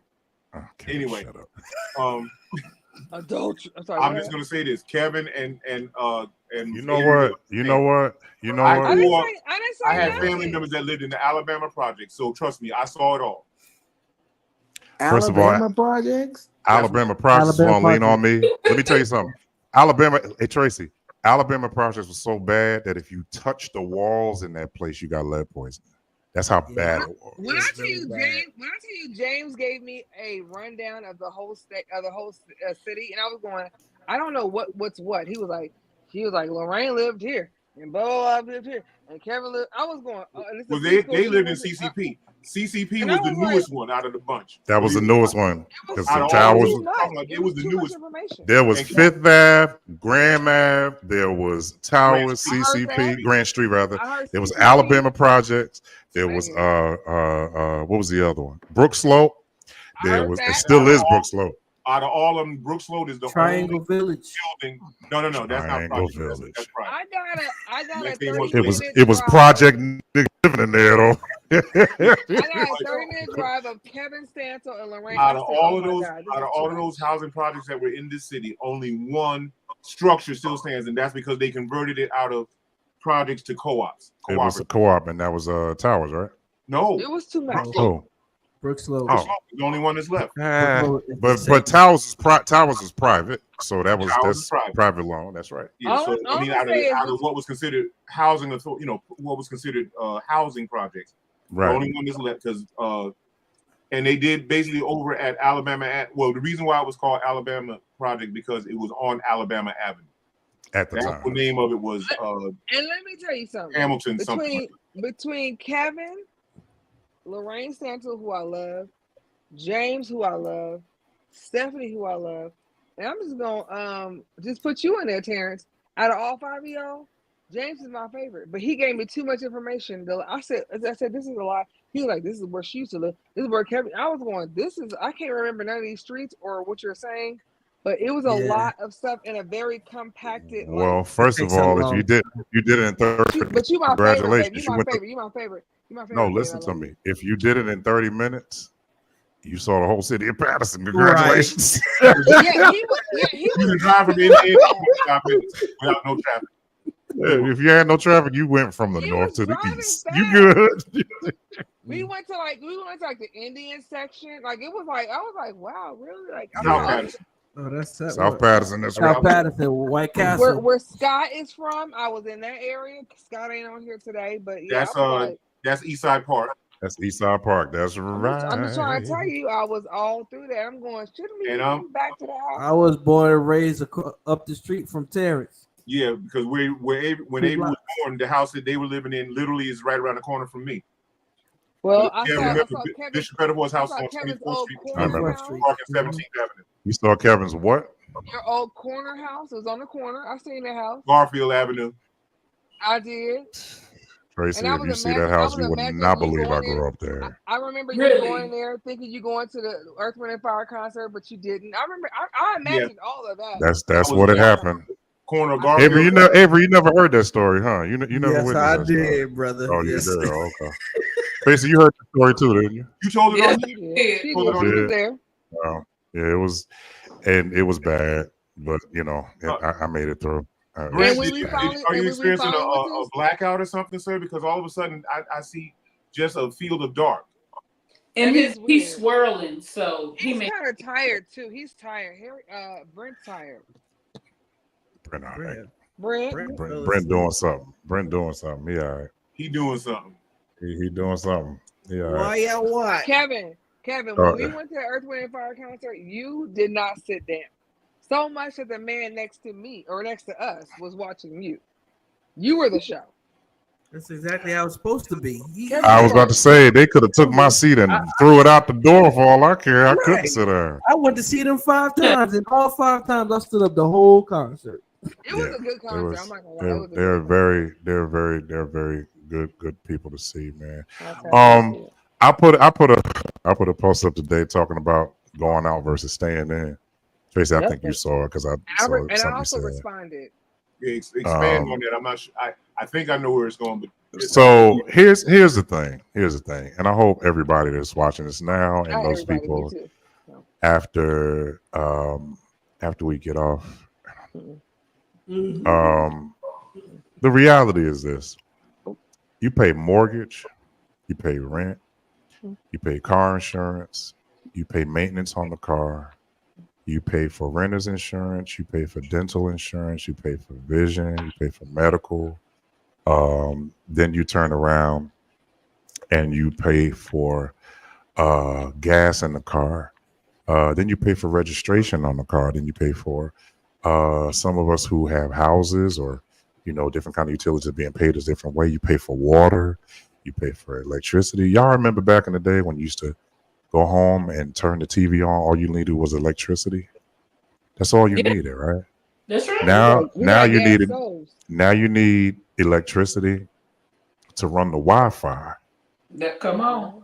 Then the Wi-Fi got to be on to pay for the apps that you're watching these streams on. Netflix. So now, and guess what? The streams 2 years ago are much more than they were from 2 years ago, right? So you got to pay for all that. We ain't done. And then you turn around, you go outside, and then you looking up. You got to pay for clothes. You got to pay for daycare. You got to pay for what's the other thing? HOA. You got to pay for those taxes. You got to pay for you got to pay for all this other stuff. You know what I'm saying? Milk. Don't get sick. Don't get sick because now you got to pay that premium. I just paid copay. Listen, you said copay, which means you still got to pay. That's right. I understand it might not be a lot, but guess what? You got help. But guess what happens? You only co-paying, still paying the premium. That's right. Out of my paycheck. So I only paid $25, but you still paid $330 out that last check. Right. Because you're sitting up pay here for our and dealing with insurance, that. not to do that. And but you said what? You just pay our insurance, our medical insurance. I don't have to Oh, do that. then after you do that, you turn around, you go to work, you got to buy food. Yeah. Now If you you got pay to for our buy food, all this other stuff. And then you turn around and you come back, you sleep for 7, 6, 5, maybe 4, 3 hours. And then you got to get up and do it all over again. So my question is, by the time you've done all of that, right? My post was, everybody wants to go out and get lit and have a good time. And, we out here doing what we doing and all this other stuff. I can go to Costco and spend $30 and I ain't got to see the light of day of a bar for at least 3 weeks. well, also, let me just say this before you say anything, because we like to be honest and open. That Kevin and I are part of some kind of a club. You know what? I'm gonna fight you. I'm gonna fight you in the morning. I'm gonna You fight like to you. be I honest. Wait a minute. Didn't she just say she never was in a fight? See, Terrence. I'm just making sure that I was clear. You got caught. Terrence, listen, first of all, Avery, I got to Avery, get shut up. that thing. Avery, you on I'm my going to hook side it up. now. I'm going to hook it up. You got caught. Shut up. You Listen, got. Listen, Terrence, every week I say the same thing. I never get in a fight. I just say that because I want to make him make him think it's like it's a fight. But it's Oh, not. you gibbering your words. You know what that means, Kevin? Patterson? You lying. Kevin, have I fought you ever before? Yeah, a couple times. Kevin, tell the truth. No, no. I'm saying like in passing, like you would like tap or something. Yeah. Tap what? All right. Oh, I'm sorry. Yeah, I knew I was right. The parts that make you feel good or what? Tap that. Rub you the right way. Yeah. You touched. Who just sung that? You touched my heart. Tracy. You touched my mind. You touched, my hand when we were going. Did you just see what I'm saying? You be telling on yourself. Whatever. Tracy saw that. You know why Tracy laughed? Because Tracy do that too. No, Tracy, two black eyes. She gets two black eyes. But no. Tracy, I'm sorry. I just never saw you to be the Mike Tyson of your family. I just never saw that. And baby, you didn't think that to me? It's because I'm little. Oh, Tracy been Tracy talking about that for months. I'm thinking it's because I'm little. Little people pack a tall punch. I was about to say, that's the one you gotta worry about. The small ones. I'm trying to tell you, they'll tear your knees up, Doc. You beat the heck out your knees. Right, fooling around with me, you need a knee replacement. Yeah, I knew it. See, look at you. You said that too quick. Eye replacement. Stomp on that pinky toe. Yes, sir. I kick you in them shins, Doc. I hit them shins. I forgot what I was gonna say because you interrupted me, Kevin. I didn't. What was I saying before? We were talking about staying out and staying in. What was you talking about? We have fun and do whatever. What was I saying before that? You were talking about rubbing him the right way. No, Tracy, what was I saying before that? She said it. I talked about how we go out and we spend our money and we, Oh, listen, I don't know what I was getting ready to say after all the things, all the clues. But you still. But if you're like part of a thing, like a part of a, what kind of thing I'm trying to say, babe? Like a membership, like if you're part of a membership and you get perks and quirks, that's different. I understand that, Okay. But even with that, right? Like if you add that up, it's nothing wrong with doing that. If you get like, say, if you like at a cigar spot, right, and they have a happy hour, right, and you go during the happy hour, you're not paying full price for nothing. Matter of fact, the champagne is free, or the certain alcohol is free, or whatever, right? That's different. If you don't pay for the parking, that's different, right? So if you're just going out to hang out, that's cool. But a lot of people want to go to these expensive restaurants. They want to drink all the. I was in St. Louis. We were staying at the Ritz-Carlton, and I was trying to be grown.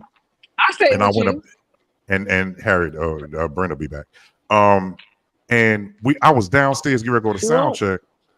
And I got a double shot of Hennessy, the VSOP. Right? That bill came back. That crap was almost $98. What? And I said, wait a minute. What's this? What's this? I didn't buy. What is this? What is this? McDonald's. Babe, is babe, babe, babe. My son babe, works. Babe, I had a drink and I was sitting next to the founder of Hill Church, who was Hill Church, also, Hillsong. Hillsong. Thank you. Who was also having a drink. I can't get jiggy with it. Him and his wife. What is this McDonald's? I was like, whoa. But he paid for my drink too, and I had a second drink, so I paid for that. Well, you paid for the second one. No, but Who paid for the first one? He did. You paid for the second. Oh, you was just out there riding off. Oh no, wait a minute, hold on. See, Avery, you quick. bruh. Okay, so you got your men buying your drinks. The elevator wasn't working. Understand. The elevator wasn't working. So at the What end is of the the day, elevation? I was scared. Exactly. Avery, I told you. Joshua Williams, what's up, bro? What it is, family? Avery, you're always on my side. Avery, you're always on my side. Everybody can't be on your side all the time, Tommy. No, Avery is not all the always time. like at the end. Avery and Tracy. Anybody else? Do what you want to do. But Avery and Tracy always. So what you trying to say? What you She doing, said boy? it. She said it. What you trying? She to said it. She said it. You need to go pick up them kids who got in that car. That little Focus. 10 people in Ford Focus. You know what? You are never. I don't think she is. I don't even try to think about that no more. She's just will not let it go. I think it's funny. Kevin, you ain't got Kevin. Terrence, I ain't gonna lie though. When they showed us that FaceTime and I saw them people up in there like the clowns at Ringling Brothers, I was like, what is going on? I mean, they was packed so much the suitcases was looking at them like, I guess, but Kevin, you ain't lying. Kevin, you not lying. they was in there like this. Like a bunch of Mexicans. It was like this. It was like we can't wait to see y'all. We all right. You had somebody's face posted up on the window like this. It was like, oh man, we almost there, man. We happy to see y'all. Me and Kevin was asleep. I was going, is that somebody laying across the lap? There was a little guy named Chris. When I tell you, it was his family that came and picked him up. He was in that chair. He was sitting there. He was like, "Yeah, we good. We all right." He turned the camera around. The rest of the group was like, "It was fine. We in here." When they got to that hotel and they opened the back of that minivan, and they fell out. They just rolled out. They was like, no, babe. It was not an SUV. It was a CRV. Yeah, it was a Honda. It broke Terrence. Terrence, when I tell you, all I needed was they was rolling out there. All you saw was luggage and people just falling out at the same time. Here's the part I can't remember. What was I supposed to be driving to pick them up? You said. No, I got it. You said that you were going to talk to a pastor about getting the van to go over there and get them. Mm-hmm. That never happened. So by the time what happened was because they left the airport. Who left the airport? Them, because they weren't at the airport. What do you mean they weren't at the airport? Yeah, they had left in something else and broke down, from what I remember of the story. They were in Staten Island. They were in Staten Island. He was going across he was supposed to go across the Verrazano to go get them. They in Staten Island, which is on the other side. It's the Verrazano. You had to remember from where I'm at. I'm in Hackensack, which is northern New Jersey. Basically, if you can think about where the George Washington Bridge is in New York City, I'm about 5 miles from that. Yeah. Literally. Anything that I would have done to try to get to Staten Island in far. rush hour traffic. Yeah, that's far. And this thing that we were doing was on a Friday night. So what we wanted him to do was on a Friday. Yeah, there was. They got there that day. They got there the day of the concert. They didn't get there before. They didn't stay there. Exactly. They all had to work. So they got there Friday afternoon. Like 5 or 4-ish. No, it was a little bit early. It was early. Bottom line is, it would have taken me 2 hours just to get to them. Yeah. Oh my God. Just to get to the city, not to them, to the city. Yeah. That traffic is I bad. get it. I 100% get it. You are right. I mean, you're right because I don't know. But what happened was, Kevin, you don't know because Kevin, you was on that drum. You was doing this, and I was like, his shoulder looked real cute right there. It's the shoulder. And I was like talking to Terrence. I was like, Terrence, listen, this is what. And then mind you, I just met Terrence. Mind you, we family, like real family right now. But before we were like kind of just meeting each other, I was like, listen. They got to get here. I understand. What do we need to do? What do we need to do? Like, what do we need to do? Right. And I understand. I know it's 2 hours, but what do we need to do? Because we need them. Because from what I understand, they sound good. And with the people who were here in Jersey at the time, also sounds good. We need to blend the two. You was like, okay, let me see what I can do. You also said what Kevin just said. I'm going to see if I can get another pastor to get it. Whatever you were saying about another pastor getting a band to get them to whatever. When I tell you, it doesn't matter. At the end of the day, it was still a great concert and they all blended very well. But when I tell you, it's the funniest story to me because you were like, okay. And I was like, he never went to go get them. And they all came in this little Ford Focus CRV. Tracy, if you would have seen this, I'm telling you, we're just not doing any justice. It was like let the me see it. camera was Hold on. moving. I was There like, was Chris, Kayon's wife, Devin, Martha didn't come, Alex. It was about 8 of them. Bro, ain't no way. In a And Ford they were- Focus? it was a Honda, it was an SRV, a CRV. and a driver. But the mom his and luggage. and luggage. Tracy, when I tell you these people were in there looking like uncomfortable sardines. At least sardines are leveled out. They're all, Right. they're laid, No, let me be clear. These Kevin, people look you like said it right. bunched up sardines. They weren't uncomfortable. They were happy. They were like, "Here we came." I was like, They really? wanted that, and I was knocked out. I woke up. I said, "Why are they so happy? They look like they are uncomfortable." They was like, and it was freezing cold. It was so cold that day. It was freezing cold. It was November. November 5th. Yeah, That's probably why, because Oh, niggas wow. attract heat. That's why they were so right. happy. They was happy. Yeah, it was probably hot as 5 hells in that van. That's probably what happened. It was like, y'all uncomfortable. Y'all got to be wrapped up in blankets and stuff. Not us. Look at us. I can feel their heat. So funny. It was so funny. But they came together. I want to tell everybody back November 5th in 2021, I did a concert at the New Hope Baptist Church out on Sussex Avenue in Newark, New Jersey. And I had a group from Patterson, or not Patterson, a group from Jersey, and a group from LA that came from Southern California to Jersey. They had never been together. They had never rehearsed with each other. They had never sang with each other. They had never done none of that. And them people got together and sang like they had been singing together all their life. It was one of the most phenomenal joints. And shout out to everybody who came. It was almost 3 years ago. And we did a tribute to Andre Crouch, Edwin Hawkins, and Walter. Kurt Carr emceed it. I had a monster band there. I had James Hall, Terrence Kitchens. I had Doobie Powell there. My mom. I had Marsha Sapp there. James Hall was there. Stephanie killed that night. William Moore was there. It was a whole bunch of people there. And it was a phenomenal night. Afterwards, there was a lot of stuff that was said or whatever. And we celebrated Natalie Simmons. We celebrated the late Honorable Jeff Davis, and they got me that night. The plaque is right there. They got me. I didn't expect Kevin no was plaque. crying that night. And Kevin, did you want to do a tribute to me for doing what I did for you? Go ahead and just say it right now on the thing. Go ahead. I'll wait. What did you do? Ooh. Someone to care. No, I'm trying to fit. No, you've done so much. What have you done? What did you do? What a feeling. Okay. So I did. Tracy. I did the phenomenal programs. Oh, okay. I mean, just remind me. Just say that. Don't just there to morally keep you sane. I have 3 times that whole weekend. Okay, I'll wait.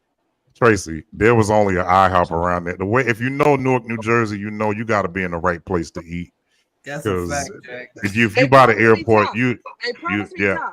Yeah, she couldn't go to Tops. But we're gonna get there. We're gonna get there. Tops is off the chain. It's phenomenal. It's been that way for years. Tops ain't just starting it, bro. Yeah, I know. I seen it. But I didn't. Tops has. They built a new one. Yeah, that's what I'm saying. They renovated. Yeah. They didn't didn't renovate. get It's to a see it. completely different building. Where's Go this one ahead, at? Kevin, say it. No, Go ahead, what they Kevin. did was You the go building slow. that you see for Tops now was the parking lot. Tops was in what is now the parking lot. Tops was right out at the street. Oh, okay. Well, that's what he's saying. He's saying that they did something new to it. I'm gonna go. But their food Yeah. has been this way. That was the spot to go to after I every want concert Hunters to on talk. I want Friday Hunters to and me, babe. Go ahead. Go Saturday. ahead. Other than Suburbans, bro. Yo, Hey, Suburban is off the tell me- chain, No. bro. Tell me about it. Well, Tell me used about to it. be the Oh, spot. we Suburban Was Madison 4? No, that's Patterson. But Hey, in tell me about Irvington, my life. Kless. Clint's Diner in Newark. That's the one I made that. I song, like bro. that's on Springfield. No, Oh, the no, better it's one than not that anymore. was It's been gone for years, but- was Don's, bro. Don's was off the I chain. mean, I wrote that Don's song was about killer. Kless. I Yes, should you have did. copyrighted it. Jerome Yes, Stanton. yes. What is it? Then what is your thing you meant to say to me that night? Go ahead. Thank you so Well, much. You made everybody be able to read what was getting ready to happen next. I appreciate you. You put see, you only doing that because Avery laughing. I was being serious. See, Avery laughing. He started that. But I appreciate it. That everybody has something to remember it by. Because when I tell you, when that concert was over, I wanted everybody to go to hell. Kevin, that's not okay. That's not I did. That's No, not- See, I let me knew tell that no, was no. coming. You need to Let me stop, no. man. Chill There out, was a chill lot out. of No. stressful moments going on. Listen, I knew that it was so- coming. It was so much crap going on. There was so many people that tried to stop that concert. There was so many people that my But mom he got up went there. I through. wish He went I through, wish she though. wouldn't have did that. But there was so we get that it went through. I'm talking about what I had to go through to do it. Okay. You know what I'm saying? And there was a lot of stuff. People were trying to stop it. There were people telling people not to come. Don't go over there. You know, we doing just Because all they were kind of doing stupid They're stuff trying to do a tribute to somebody else, right? What's his name? to Jeff. But the thing about it was, I heard that joint was so corny. You know, and even then, I didn't even care because I wanted to support them in that too. But anyway, every time y'all know how this goes. It just Yeah. they don't care what happens. They just don't want you to succeed. That's all it is. You know, but I tell people all the time, I failed big, brother. You might not have showed up, but it went on. And it went on big It too. did. It was great. What was the guy who came in there gliding in like air? Yo, He was Terrence, walking. she talking about Vernon when Vernon came in looking like Darkwing Duck. That nigga was walking down. He came in down the aisle like, now you can start. Wait, the bass player Vernon? But you have to Yeah. know Vernon. I mean, Vernon, and the crazy thing about it is, and I'm not, Vernon is like 73 or something. I mean, He don't look like he you don't would look. never think that man was that old. I mean, and Vernon has always been just that kind of guy that just carried himself at a certain level. He's Maurice White. He's Maurice White, bro. Pretty much. That's Maurice White. That's what he is. Wait, Yes, which sir.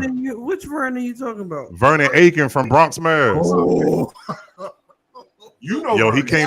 came to the concert with this long black flowing jacket, and he had He this did. black hat. Yo, check this out. And when he hold on, Skates. Tanya, hold on. Okay. When he put the jacket on, when he would walk, the air would like literally go through his jacket. It was doing And that. he was coming down the aisle. He was literally coming down the aisle, and my sister said, "That man is not walking. He is glide. He is not walking." He came in and he was like this. He had skates and he had smoke. I said that, I was but like this. all he needed was theme music. yo, I'm telling you, his joint should have been like. 2 seconds off. He was 2 seconds off. Kevin, sidebar. Have you listened to the new Bronx Mass album yet? I did. I don't know why I like it so much. I don't know why I like it so much. It's They got a new album? Mass. It's classic Bronx Mass. Yeah, they got a new album out. Whoa, I did not know that. You gotta check it out. On Apple Music or It's not on Apple. It's only on Spotify. It's not on Apple at all. no, I got it on Amazon. It's on Amazon Music. That's Amazon, not Apple. Right. I know, but I'm saying I got it Right. on Amazon. You got it. Okay. Yeah. Let's do this real quick. Brent, I guess he said he was coming back. I don't know where he is, but He let's has do this. a family event. He said family event. I'll be back. Oh, he must be. I hope everybody's okay from Florida. Yeah, I me hope too. so. Oh, yeah. Yeah, I just that quick. I forgot that's even happening right now. Right. But yeah, I had to ask y'all some of these questions tonight because It's I on think Apple the other Music. thing is it on Apple now? Yeah. It wasn't on Oh, there before. good. Okay, I'm glad it's on there. Um, And I who is think one of the this is Bronx Mass Choir. It's a okay? choir that been around for ages, and they True. still doing their thing. Um, but I saw some other stuff on TikTok that's very funny. I saw some stuff on Instagram that was very funny. Um, it's just crazy how some people are willing to do so much to get attention. Mm. And there was one guy up there that his girlfriend was getting ready to go out for a night on the town with her friends. And she basically had nothing on. Hmm. And everybody was joking or whatever. And he was like, yo, where you going? She was like, I'm going out. He said, yo, like, I'm not going with you. You can't go out like that. And she said, what you mean I can't go out like that, babe? You got to stop being so insecure. And he was like, okay, y'all see this? I know it was a skit. You could tell it was a skit somewhat, but he was like, yo, you can't go out like that. She was like, you got to stop being so insecure. I mean, do I let you go out with your beard? And he said, my what? She said, you get your beard trimmed and you go out and I don't say nothing. He said, what does a beard have to do with some underwear and a bra on? Like, what are you talking about? Like, I could see everything. Like, you're not going out like that. And you had a lot of people who were under there. They were saying it was a skit. They was laughing, whatever. One guy just went in and he said, yo, if your girl wants to stay dressed like that, that's not your girl. He said, I'm He ain't never telling you lied. now, He ain't that's lied. not your girl. He said, because if that was your girl, you only got to say it one time. She'd have went and changed. But if she want to go out like that, she trying to pull something. Mm-hmm. And I was laughing because I was like, it's so many people out here that think that a lot of times, and he was being funny. You could tell, like I said, you could tell it was a skit. He was like, a lot of times people think that, me doing what I want to do, you should be okay with it. So then there's another dude, he's real country. I don't know his name. I got to find it. But he was on there and his wife tested him and she only had like this see-through thing or whatever. And he was sitting there. She came out and she said, all right, babe, I'm leaving. He said, all right, let's go. She said, no, I'm leaving what I got on. He said, you look nice. Go ahead, go out. She said, but this is all I got on. He said, have a good night. She said, forget it. I ain't going nowhere. You ain't gonna let me go. I ain't going nowhere. Why would you let me go outside like that? He was like, I'm not saying nothing. Go have a good time. She was like, but you're not even trying to stop me. She wants Look the at all this I attention. got. And you're not even looking at me. And he said, hey, why are you taking my trust in you as a weakness? Like, no, go ahead. She was like, but men could be looking at me. He said, you want them to. Look how you dressed. Facts. Well, that's Can I true. ask So if that's what you wanted, why am I? Huh? I was gonna say, can I ask a question to the ladies? And I'm not speaking to you as individuals necessarily saying this is you. I'm just speaking a general question to ladies. Be careful, Tracy can fight. Go ahead. Why is it that a woman in general can dress in a very provocative way? She knows that she's wearing certain things that form fit, that accentuate certain attributes that she has. But then that same woman will feign some kind of offense because men are looking at her. Can you help me understand what? No, because personally, I don't understand it. If I'm dressed, Tanya, mute your phone because it's loud. What you're Okay. doing is loud. Okay. Yo, it's all right. Go ahead, Tracy. if I'm dressed a certain type of way, that is what I want. If I'm dressed for business, I'm looking for business. Period. So Mm-hmm. if you're offended because somebody's looking at you a certain type of way, you put the sign out that the store is open. People are ready to shop, they're ready to go in and buy. 7-Eleven. Right. That, old enough to go to the store, old enough to get bread. Mm-hmm. So here we are. I don't understand the whole concept. I know of people who, you know, will dress a certain type of way. And I mean, they have the girls up and everything. And they say, what are they looking at? They're looking at the fact that they can't see your face. I'm sorry, that sounded like a Bill Cosby moment, right? It's the truth. They looking at the fact that they hope you don't suffocate yourself to death. I mean, what? Like, so I don't understand that concept. If I'm dressed for that, that is what I'm looking for. Now, there have been moments when I've gotten ready to leave the house and I really thought I was cute. I felt cute. And when I got ready to leave, my husband said, "Oh, so you looking for something?" I said, "Nope." And I went back Real quick. because I did not realize that's how I looked. No. I Nope. didn't realize it. Nope. I went and I changed. Mhm. Now I'm looking for whatever it is that I'm actually looking for. I don't want anything other than that. So no, I don't know. I really don't. I think what ends up happening is a lot of people forget that we understand that being single means that you are not married. I want people to understand that. Being single, because when you're going for it, you're going for a license, you're going for any kind of job. They say, what is your marital status? And if you say single, they'll feel that you're not married. If you say married, they say married. You know, if you say divorce, you say divorce, you know. But the reality of it is that a lot of people have got away from the fact that if I've signed on with you and said that you belong to me, I belong to you, then the bottom line is there's certain things that here's the reality. I want you more than I want to do what I want to do. Right. It's a sacrifice. Okay. Yeah. And in some ways it is a sacrifice. But you know what, Avery, even in that, let's be clear. It's a sacrifice to a certain degree, but then after it gets from that point, it's not a sacrifice anymore, because you know what? If I want you more than I want to do what I want to do, then if I'm going after what I want, I'm not going after what I could do.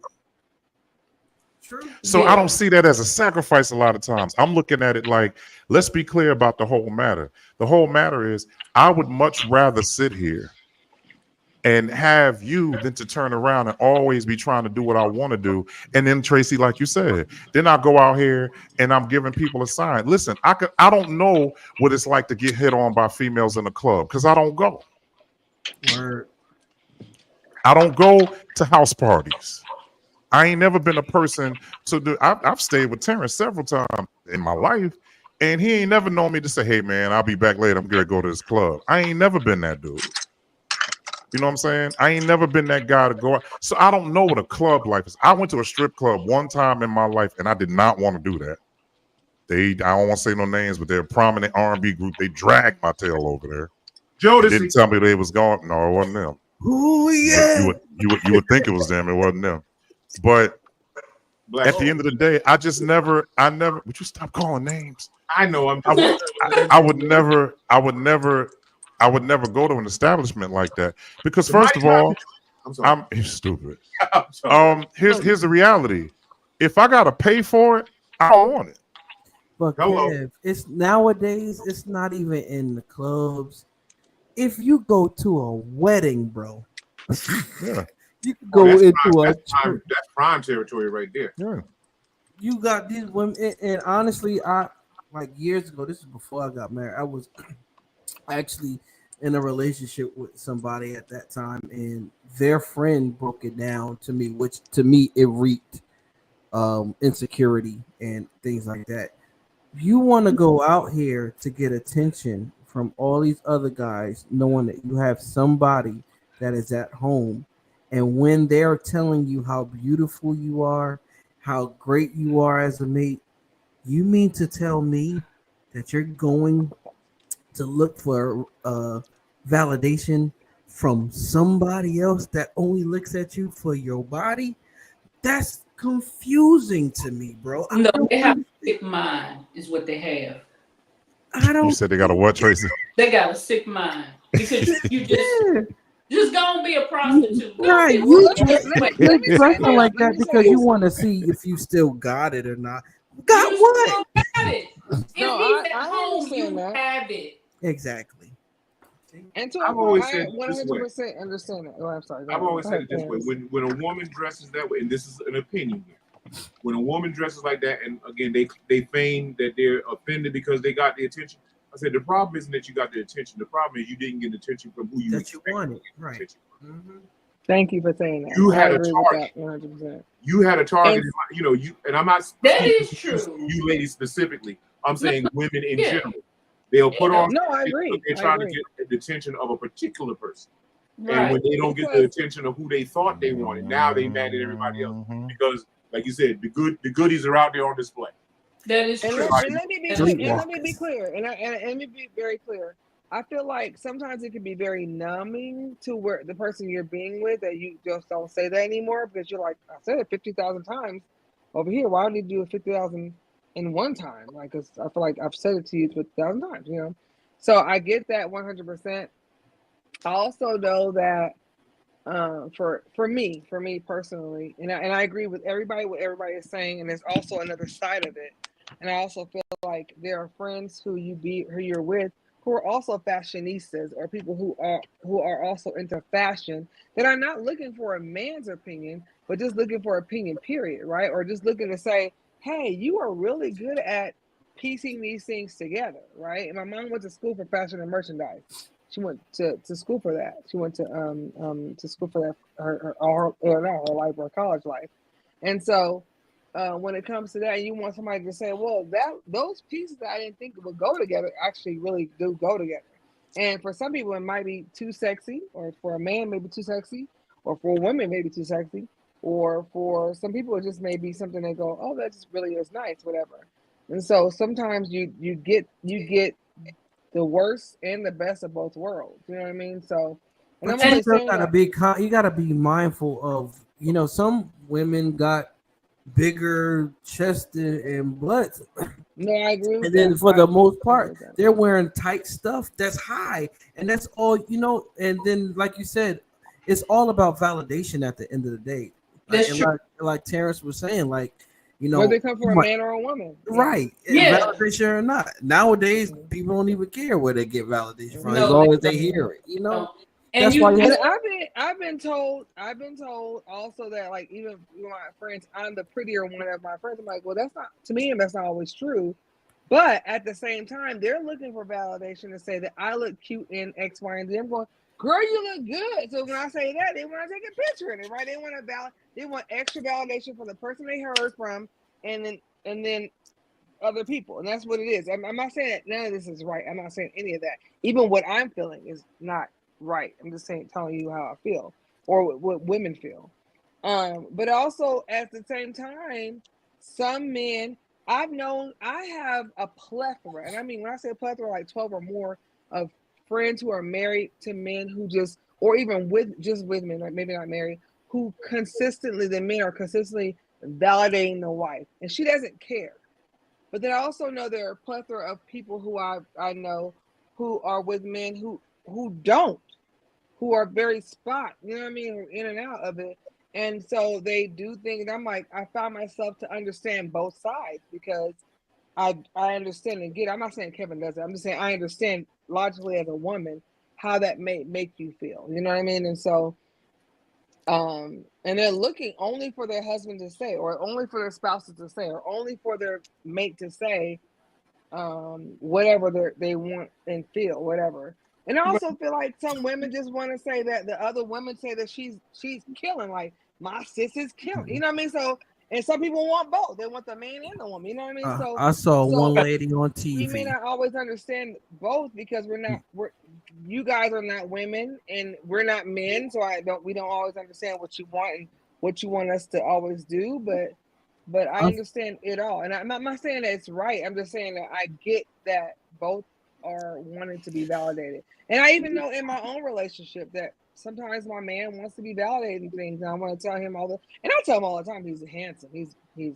He's so handsome. Yeah, but you don't see him coming out here in a Scottish shirt. I mean, dress. Excuse me. Right. He ain't not, coming but out there showing he's off his not. legs and stuff. Right. Right. He's not to you, And but that there was are the thing things that he too. does.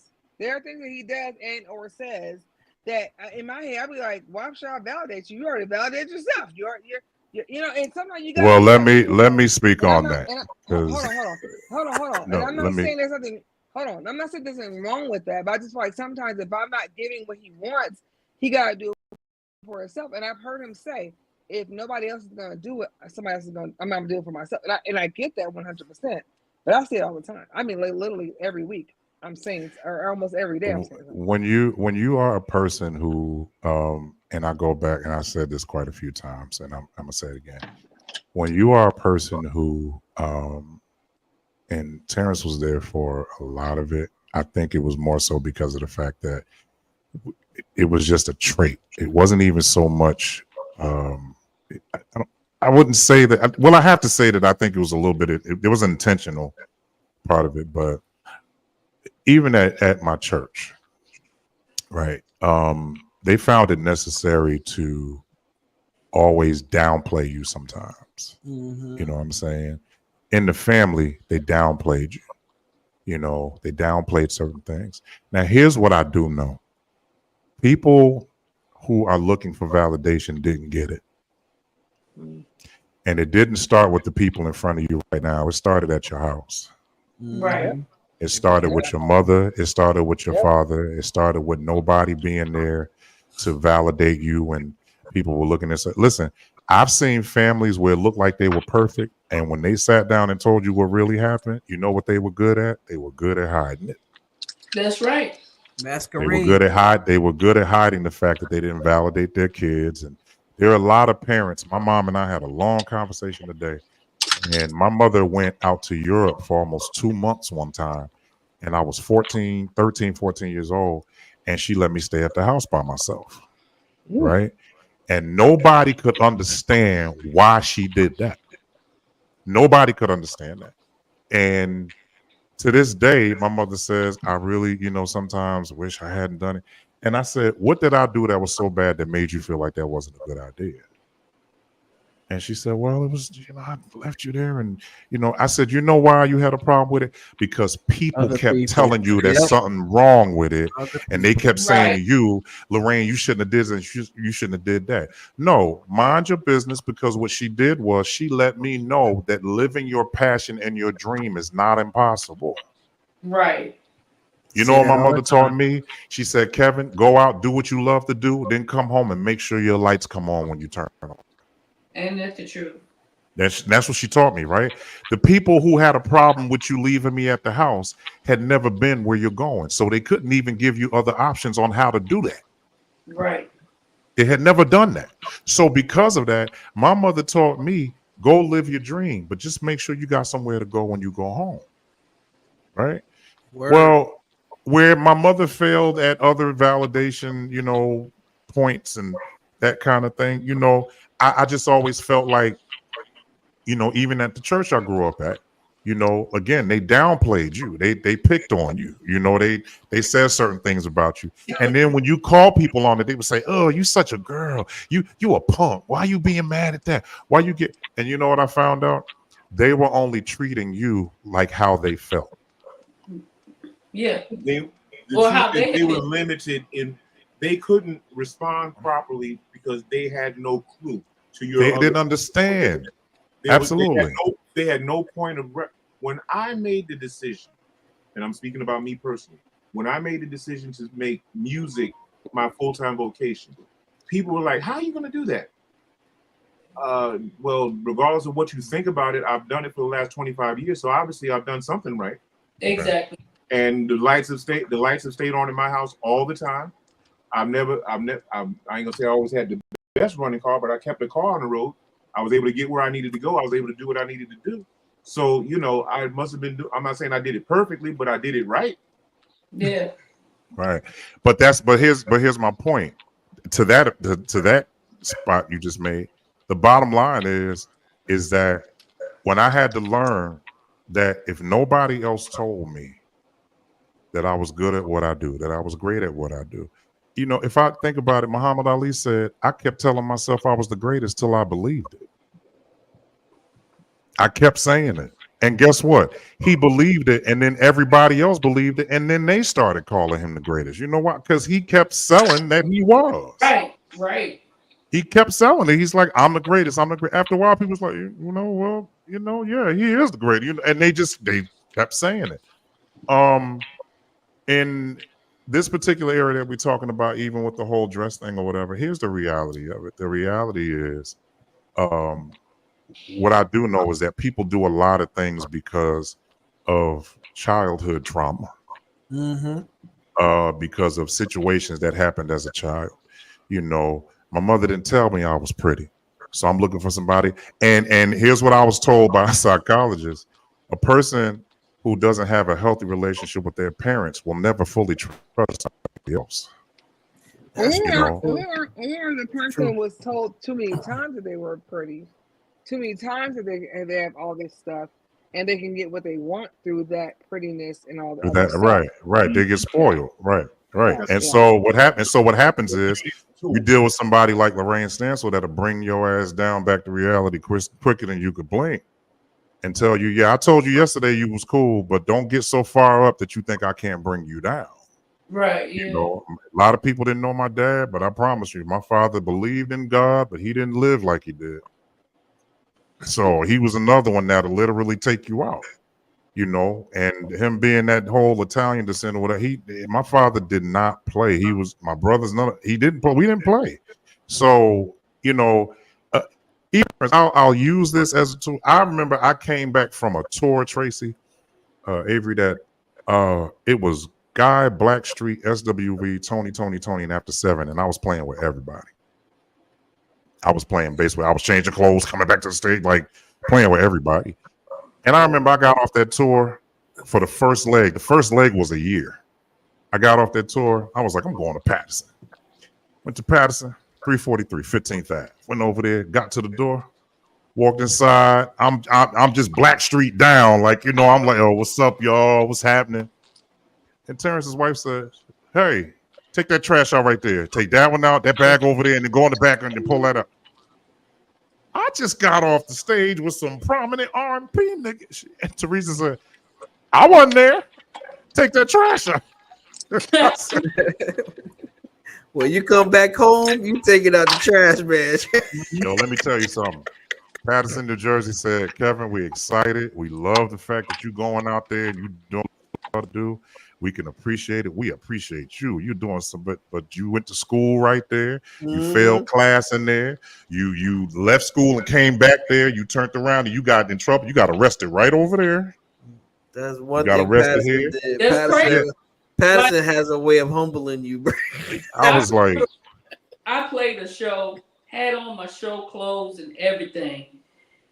Knew when I got in the car after loading all that equipment, I was gonna have to come home, unload it, redress, and go to the grocery store because it was grocery night. Mm-hmm. So after all your stardom, you playing, everything is just funky, and what you doing? You in the cereal aisle trying to figure out which one. And listen, Tracy, when I tell you I was on the side of that house moving them two green bins from the side to the outside, and I walked inside, she was like, so how was it? I'm looking at her like, I gotta wash my hand first. I got garbage juice all over them. After I just came off the plane, they done had limos for me the whole 9, and I gotta come here and take the trash out. My Aunt Dee Dee was the same way. She lived on Patterson Ave up the street off of Union Boulevard. And I would come off the street. My father would be like, Kevin, who's the stage like? All this other stuff. Hey, Kevin, hey, how you doing, Auntie? Good? Uh-huh. You left that room a mess in there. Go in there and clean that room up. You can go take the trash. I don't know. I was everybody's garbage man. Yo, just like I'm gonna get the trash for. My man went to the army. Came back thinking he was. I left the room just like you left it. He had flies coming out that thing, boy. It was so dirty in there. Them socks and all.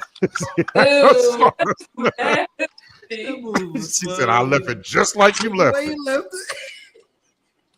But the reality of it is, I done been on so many stages. I done seen so many people. I've talked to so many people. I've learned so much stuff.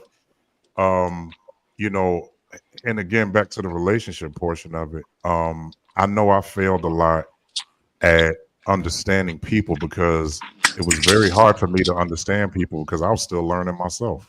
Mm-hmm. You know what I'm saying? So it was almost like a compounded situation. I'm over here trying to get me together. Now here you come. Yeah. You know what I'm saying? And it's like, And I don't know neither one of us. I don't know. Yeah, I'm looking in the mirror going, well, "Who? You know who that is?" And I sure as hell don't know. I don't know. Right. But once I started realizing who I am and what I'm to become and all the other stuff, it's very clear to me that a lot of times people are still operating and trying to navigate through a lot of stuff. As was said, with validation. Yeah. To some people, I'm being honest. To some people, the boyfriend ain't enough. If he say you look good and then you turn around and go, yeah, okay, well, I'm leaving. You got to hear from other people. It's like you hear what he's saying, but you're not listening. Yeah. That's Some crazy. men, some men, she could say you're handsome or whatever, but you got to get out here. And like I said, with some of these other people in the other genres of music, we got to realize that, to be all the way honest, it ain't really a lot out here for us to be out here, thinking that we still trying to figure life out. Some people are just very jacked up where they got to really pay attention to the fact that, Wait, huh? Some you inner already issues. Tanya? I broke a glass. I'm sorry, guys. Oh no, You you broke a glass. yeah, Yeah, I didn't know what that look was like. I thought something was going on. I was like, wait. she was really struggling. Yeah. but yeah, it's a lot of people that go through that. It's a lot of personality issues. Yes. It's a lot of personality issues. Somebody could, like I said, we talking about the whole dress thing.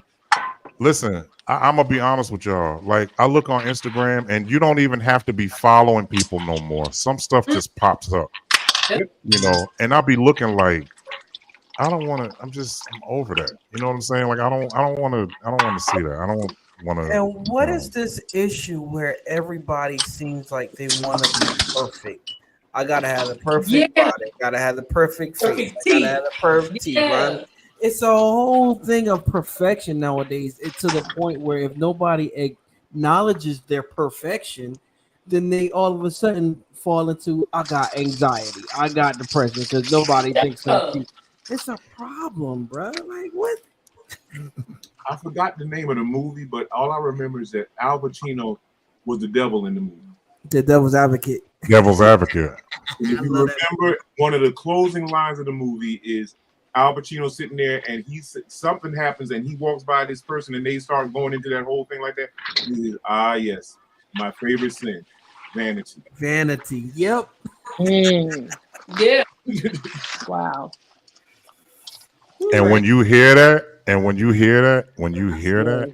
the real truth about it is, I do base videos on social media sometime, and I kid y'all not. There's times I'll be like, man, forget it. Because what you're trying to do is you're trying to get it right before you put the video up. Yes. You know what I'm saying? Been there, done that. But what I've learned to start doing is put your struggles up there. Yes, sir. And it's Yes, true. sir. Put your struggles up there. Yes. Let people see that you don't get it right all the time. All You the want time. people to really follow you, let them see you're not perfect. Mm-hmm. Let them That's see true. that you don't have it. For a woman, you better be perfect or else they're just gonna dog you. So I'm happy. Yeah, and Tanya does these videos sometimes where she's putting on, the eyelash stuff or whatever. And the reality of it is, I mean, back in the day, we didn't watch people get dressed. Right. You know what I'm saying? We didn't watch people. You just came out, you did what you did. Well, I saw that too. But you basically now it's like, we watching you I see some of the videos where the girls are putting on their clothes and you can see their underwear and stuff. And I'm like, okay, you're all right. That's what y'all That's doing. what I Okay. said. It screams attention and self rejection and abandonment. It's just like, man. I'm sorry. Shoot. Yes. But it's to me, what it says is if you have to do some things to get more attention from people and to go back and forth with your identity based on how many hearts and likes you get, then go Yeah. ahead. Then go Problem. ahead. Because Right. I tell people all the time, I was who I was before the internet even came out. Right. So I That's was already making money. I was already on the roll. You know, I was already, Terrence was right there. Avery was there with some of it. I don't have to lie about it. I never understood why musicians got to lie about where you've been. If you ain't never been nowhere, just say you just ain't been say nowhere. it. So people will say, Just you know say it. what, such and such ain't never been there. So let me go. Right. We're gonna choose him to go. If you lying all the time about you busy and they're not gonna call you. Right. Because they think And you. Because you told them you were busy. You and told them you. nowadays people keep receipts, so they be getting Yes, they caught in do. their Yeah, Yes, It, they do. yeah.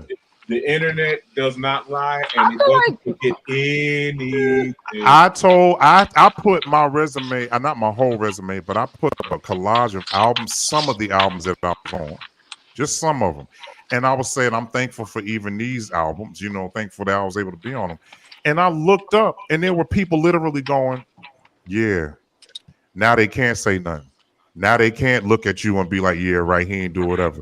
Fact, listen, I don't have to lie about my resume. As a matter of fact, there's some things on there I wish I wouldn't have done. really, bruh. but here's the thing. I Here's wish the I thing. wouldn't have did it. I'm But just being honest. but depends on who's listening. Um, um, you may have a person who loves what you've done and doesn't care to have seen it, and there's people who wants to see what you look like and cares about what you look like now. And that's two different people, right? Like I used to be 170 pounds, and I used to also be 120 pounds. Not 20, 120 pounds. No, sorry, 100 pounds of what I am now, other than what I am now. We won't talk about what that is.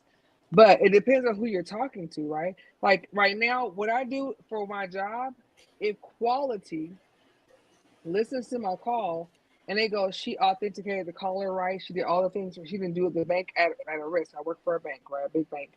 But it depends on who I'm listening to. The person may say, "Well, she didn't do this right," right? So it depends on who's listening. It just depends on who's listening and how they preview who you are.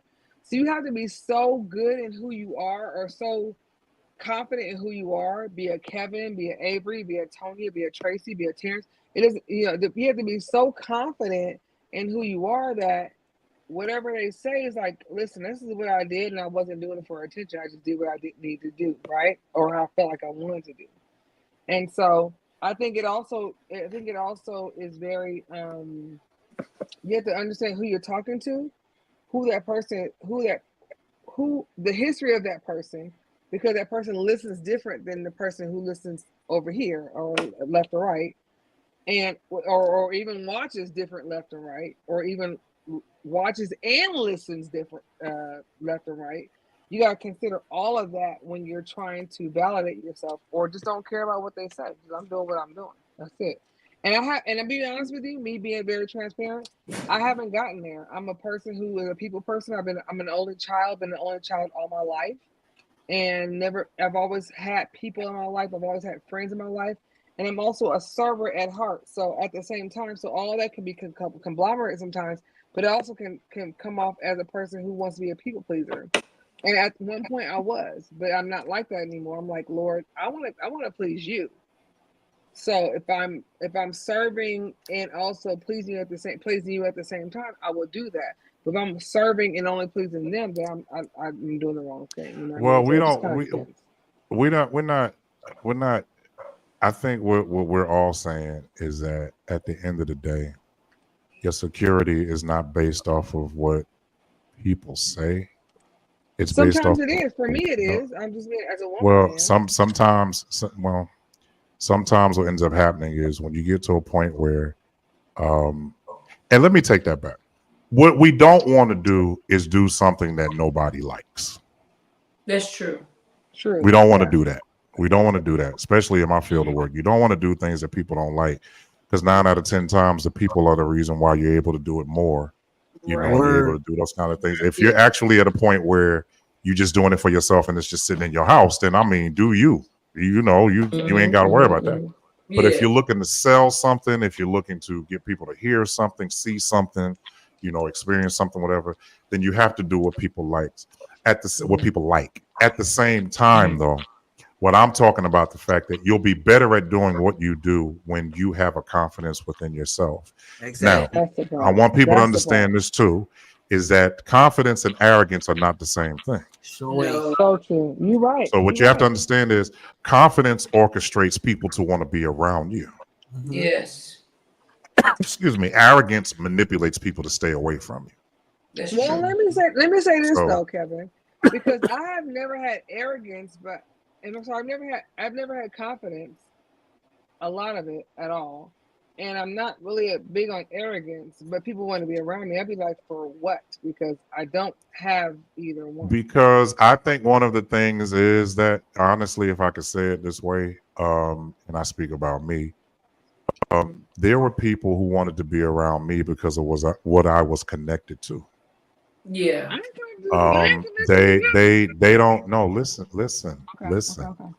So when people want to be around you, a lot of times there's something about you that they want to be connected to. That's true. Be it it's something that they remembered you did, or you were with somebody, or with people, that you were with.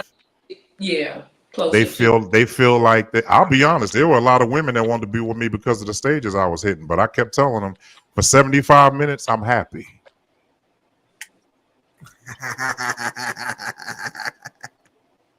Yes, But who sir. I am before and after that, I'm working on me, and I'm telling you, I'm not perfect. I So don't if care you about think that. that you're gonna be over here because that 75 minutes attracted you, you might want to go home.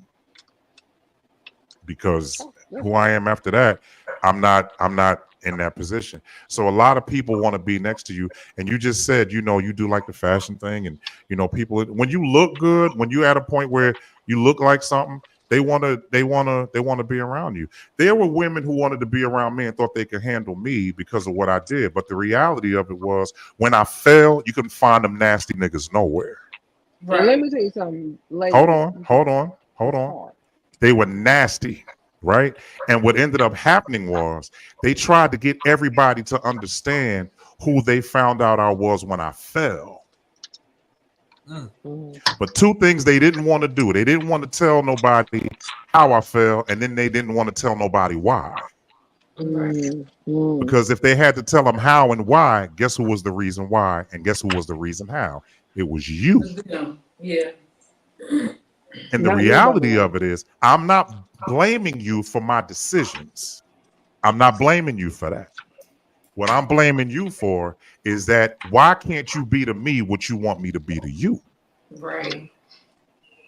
So if I'm a provider, why can't you provide? Mm, Good stuff. Why mm. can't you, if you want me to be a certain way? And that's the problem with these nasty women now. They all sit out here and they think a man is only good because he can pull out his wallet and he could do this and he can do that. He's a good man. A woman won't deal with a broke man, but why does a man who's not broke have to deal with a broken woman? That's true. Bruh, Well, that's good. that's I always looked true. at a Because I video. provide for both. I So I saw a say that. video where this man who was a dad and his wife took his daughter out for his birthday, and I guess the wife must have invited 3 other women. And so at the I saw end, that. you saw it when It they was time got for him when to they were pay trying the to pay the bill. bill. They wanted Yeah. they was mad at him because he said we need to split it. That's crazy, bro. Wait, She what wanted happened? him to pay. She wanted him to pay for everybody. Everybody's That's meal. He did foolishness. not invite them. He did not That's invite foolish. them. He invited her. Mm-hmm. He didn't invite them. He said he wasn't paying for everybody. She had the nerve to try to embarrass him in front of everybody, Yep. If you ain't and acting was like, right, just say that. "You, All that kind yeah, of crap. yeah." But Well, what I'm saying is, let me say this. Let me say this. And this is not on you, nobody, right? It's not on nobody. But I've been in a situation where the person or the guy has paid for everybody. That's on them. And so what happens is that the lady thinks in her mind that this is how a man should always be.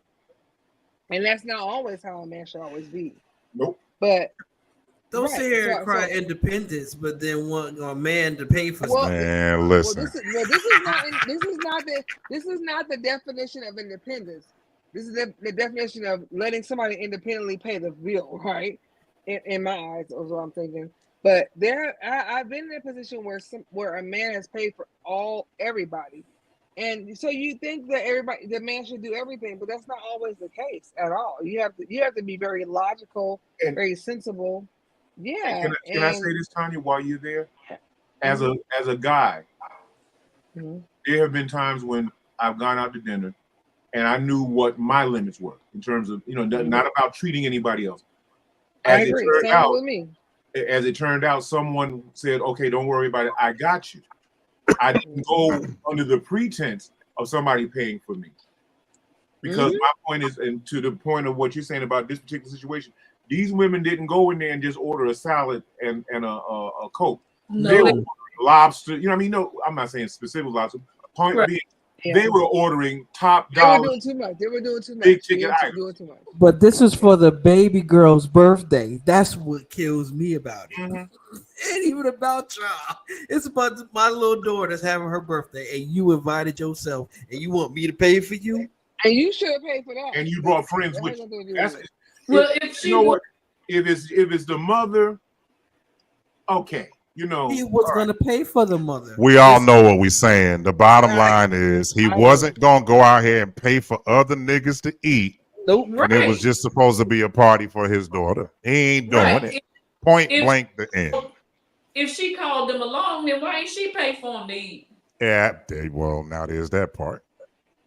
If but she again, was looking for somebody the whole to pay. dynamic of you wanted that she was trying to co-sign for her friends, and I don't get that. And all I have to say is this: if you're gauging how good of a man he is based on just his money, then we have a problem. Now, I've said before, I've been in situations where it's like money's been tight. I don't have Jay-Z money. I don't have, Diddy money.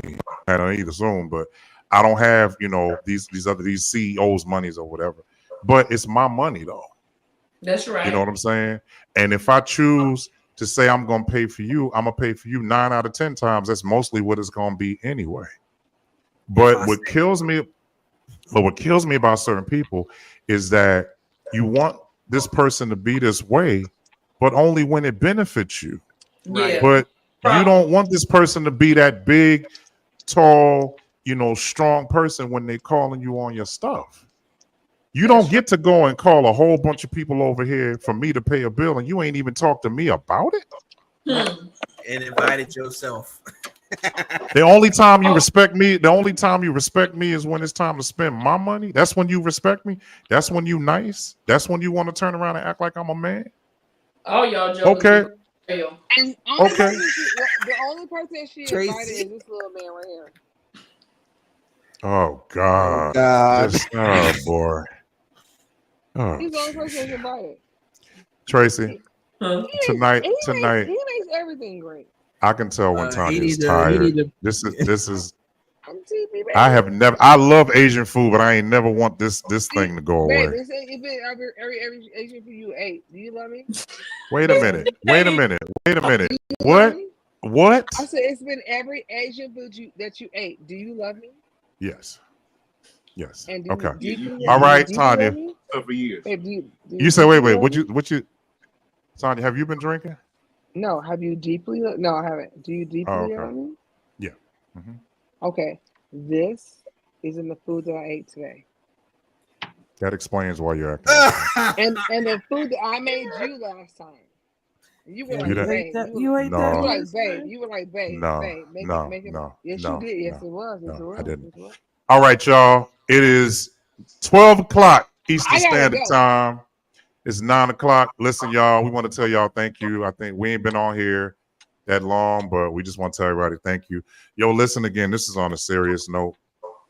We are just sincerely praying for the Florida area, the Carolinas. We're praying for all the coastal areas over on that side of the country. Yes.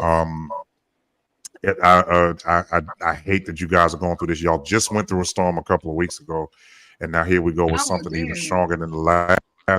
But I just want to tell everybody that we are sincerely praying, and it's crazy.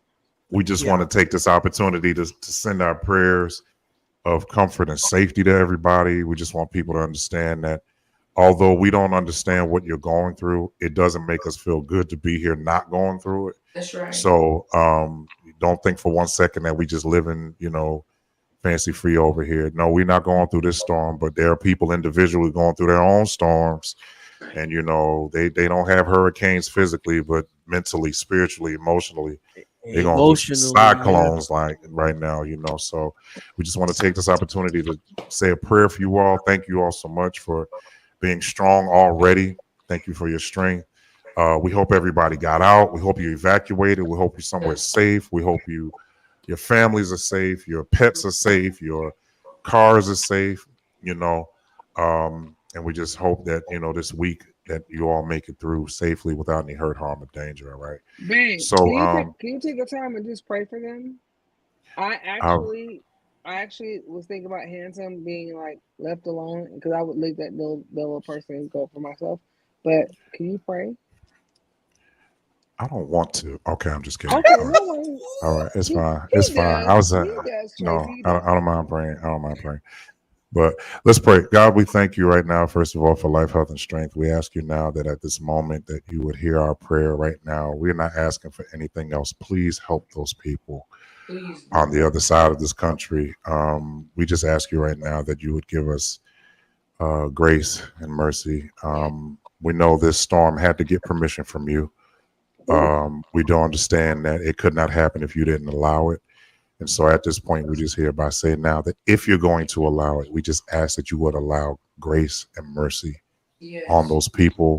There are people who believe in you over there. There are people who believe that you live. There are people that believe that you sent your son to die and he would get up again and go to heaven and be at the right side of you. And we just thank you right now that your word says that you would never leave us nor forsake us. And so we just ask you right now to not leave them. Don't forsake them. Be with them, guide them. I ask that you would bless them, bless their health, their mental state, bless their emotions right now. All the things that go along with this saga right now. I just pray that you would just continue to be with them, their families, their loved ones. You're teaching us something right now. And sometimes even your enemies have to be your friends through certain storms. There are probably people who don't like each other over there, but if they see them stranded, they let them have a heart to save them. If they see them hurting, let them have a heart to help them heal. I just pray right now that you would just continue to be with all of them tonight as we stand not in the way of the storm and the hurricane. I just pray now that you would help us in our mental state and our emotions and our everyday life struggles financially. Ain't nobody really winning right now. There's problems everywhere. So I just ask that you would be with us. We do know and we do understand that if it had not been for you, we would not even be here today to experience these storms. And so because of that, we just want to tell you thank you. Thank you tonight. We ask and we speak it now. Thank you for your protection, your love, your power, your grace, your mercy, your compassion. Thank you for all that you have given to us tonight. We pray over these people. I just pray now that the harder the storm hits, the closer they get to you. I just pray now that the harder the rain falls, the harder the winds blow, and all the things fall apart. Let their belief and love and a relationship with you get that much stronger. And we'll be so careful to give your name glory and honor. These blessings we ask only in your son Jesus' name do we pray. Amen. Amen. Amen. All right. Well, we're gonna get off. I'll be watching Florida as everybody else. We are saying constant, consistent prayers for everybody. I just really want you guys to know that you're on our mind and our hearts. And we're praying for everybody. All right. So just be glad when this thing is over. And to the White House, the Capitol, the Pentagon, to Putin, to Kim Jong-un, and all of y'all, let this be a note to everybody. You are not in control. As much as you think you are, there's always something that comes along to remind us that you don't have the last say. That's right.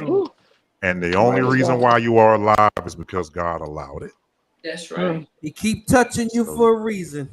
Yeah, absolutely. And you know what? It's amazing to me how these very people that we talked about at one point was in the hospital asking for help too. All right. See? And where did your help come from? It wasn't the medicine, because the medicine was killing you. It wasn't helping you. All right. That's what people don't understand. So at the end of the day, we know where our help comes from, niggas. The hills. So we appreciate you. But all right, y'all, we're gonna leave this on a good note. Thank y'all for coming. We had a good time, and hopefully we'll be back next week. We'll be better. We'll be stronger. We'll have everything we need because we need everything we got.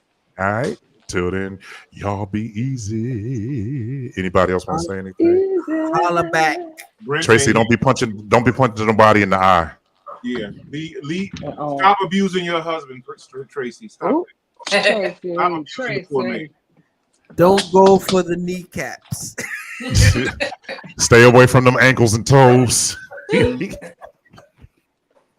that man shin alone. If I ever see your husband and he limping, I'm going right at you. What you do? Don't make me make an anonymous phone call. With one of those things on your voice, I'm like, hello, this is such and such. Right. Or hey, Terrence, you call him on the FaceTime and do like this. Do like this if you're being abused. Blink twice. Blink twice. Blink twice. Are you safe? Are you okay? He gonna be like, no. And I'm gonna just say, I knew it. I knew it. I knew she was lying. She beating that man. She beating him. She said 2 black eyes. I said, oh, okay. First of all, if that man got beat up for going to the dentist, oh Lord Jesus, oh God. And then she gonna come up with the excuse. He walked into a cabinet. Ain't no cabinet did that. Ain't no cabinet did that. First of all, I want to know what kind of cabinet you got that got arms. That's what I want to know. Yeah. That looked like a knuckle. That wasn't no file cabinet. That was a bone. Or fist. Let me check the DNA on the skin cells that stuck to your eye. Right. Yeah, that don't look good to me. Is that a ring print? Oh no, I would never put a ring print on you. No, I would never do that. Never. But what I want y'all to really understand is that Tracy's like, She dead serious though. She like, look at them eyebrows. Tracy be lying. She lying, y'all. Yeah. You're gonna see Tracy on the news like this. Wait. She gonna be like, that's right, I did it. I cried 2 tears in a bucket. Oh man. Take it to the stage. Right. 2 tears in the bucket. Ain't no clown to be down. I did what I had to do. He came in the door. He wanted what he got. Right. You knew what this was. What you doing? No, the thug has arisen. Take The us thug out. has arisen. That was that Ike Turner right there. Yeah, that's that right left uppercut. What the problem is? Boop, bop, bip. Hey, Avery. Samuel L. Jackson's character in A Time to Kill? Yeah, I did it. And I do it again. Y'all have a good night. Got 4 hours. Now she won't get off the phone. Y'all told too much. Y'all incriminating me now. My sister. Bye. Tell your husband to call me. Call, yeah. Call me. I got the phone number now. I'm gonna just randomly call. Like, hey, how you doing, man? Yeah, you all right? Check on her brother. Tell him 4444 means help. Yeah.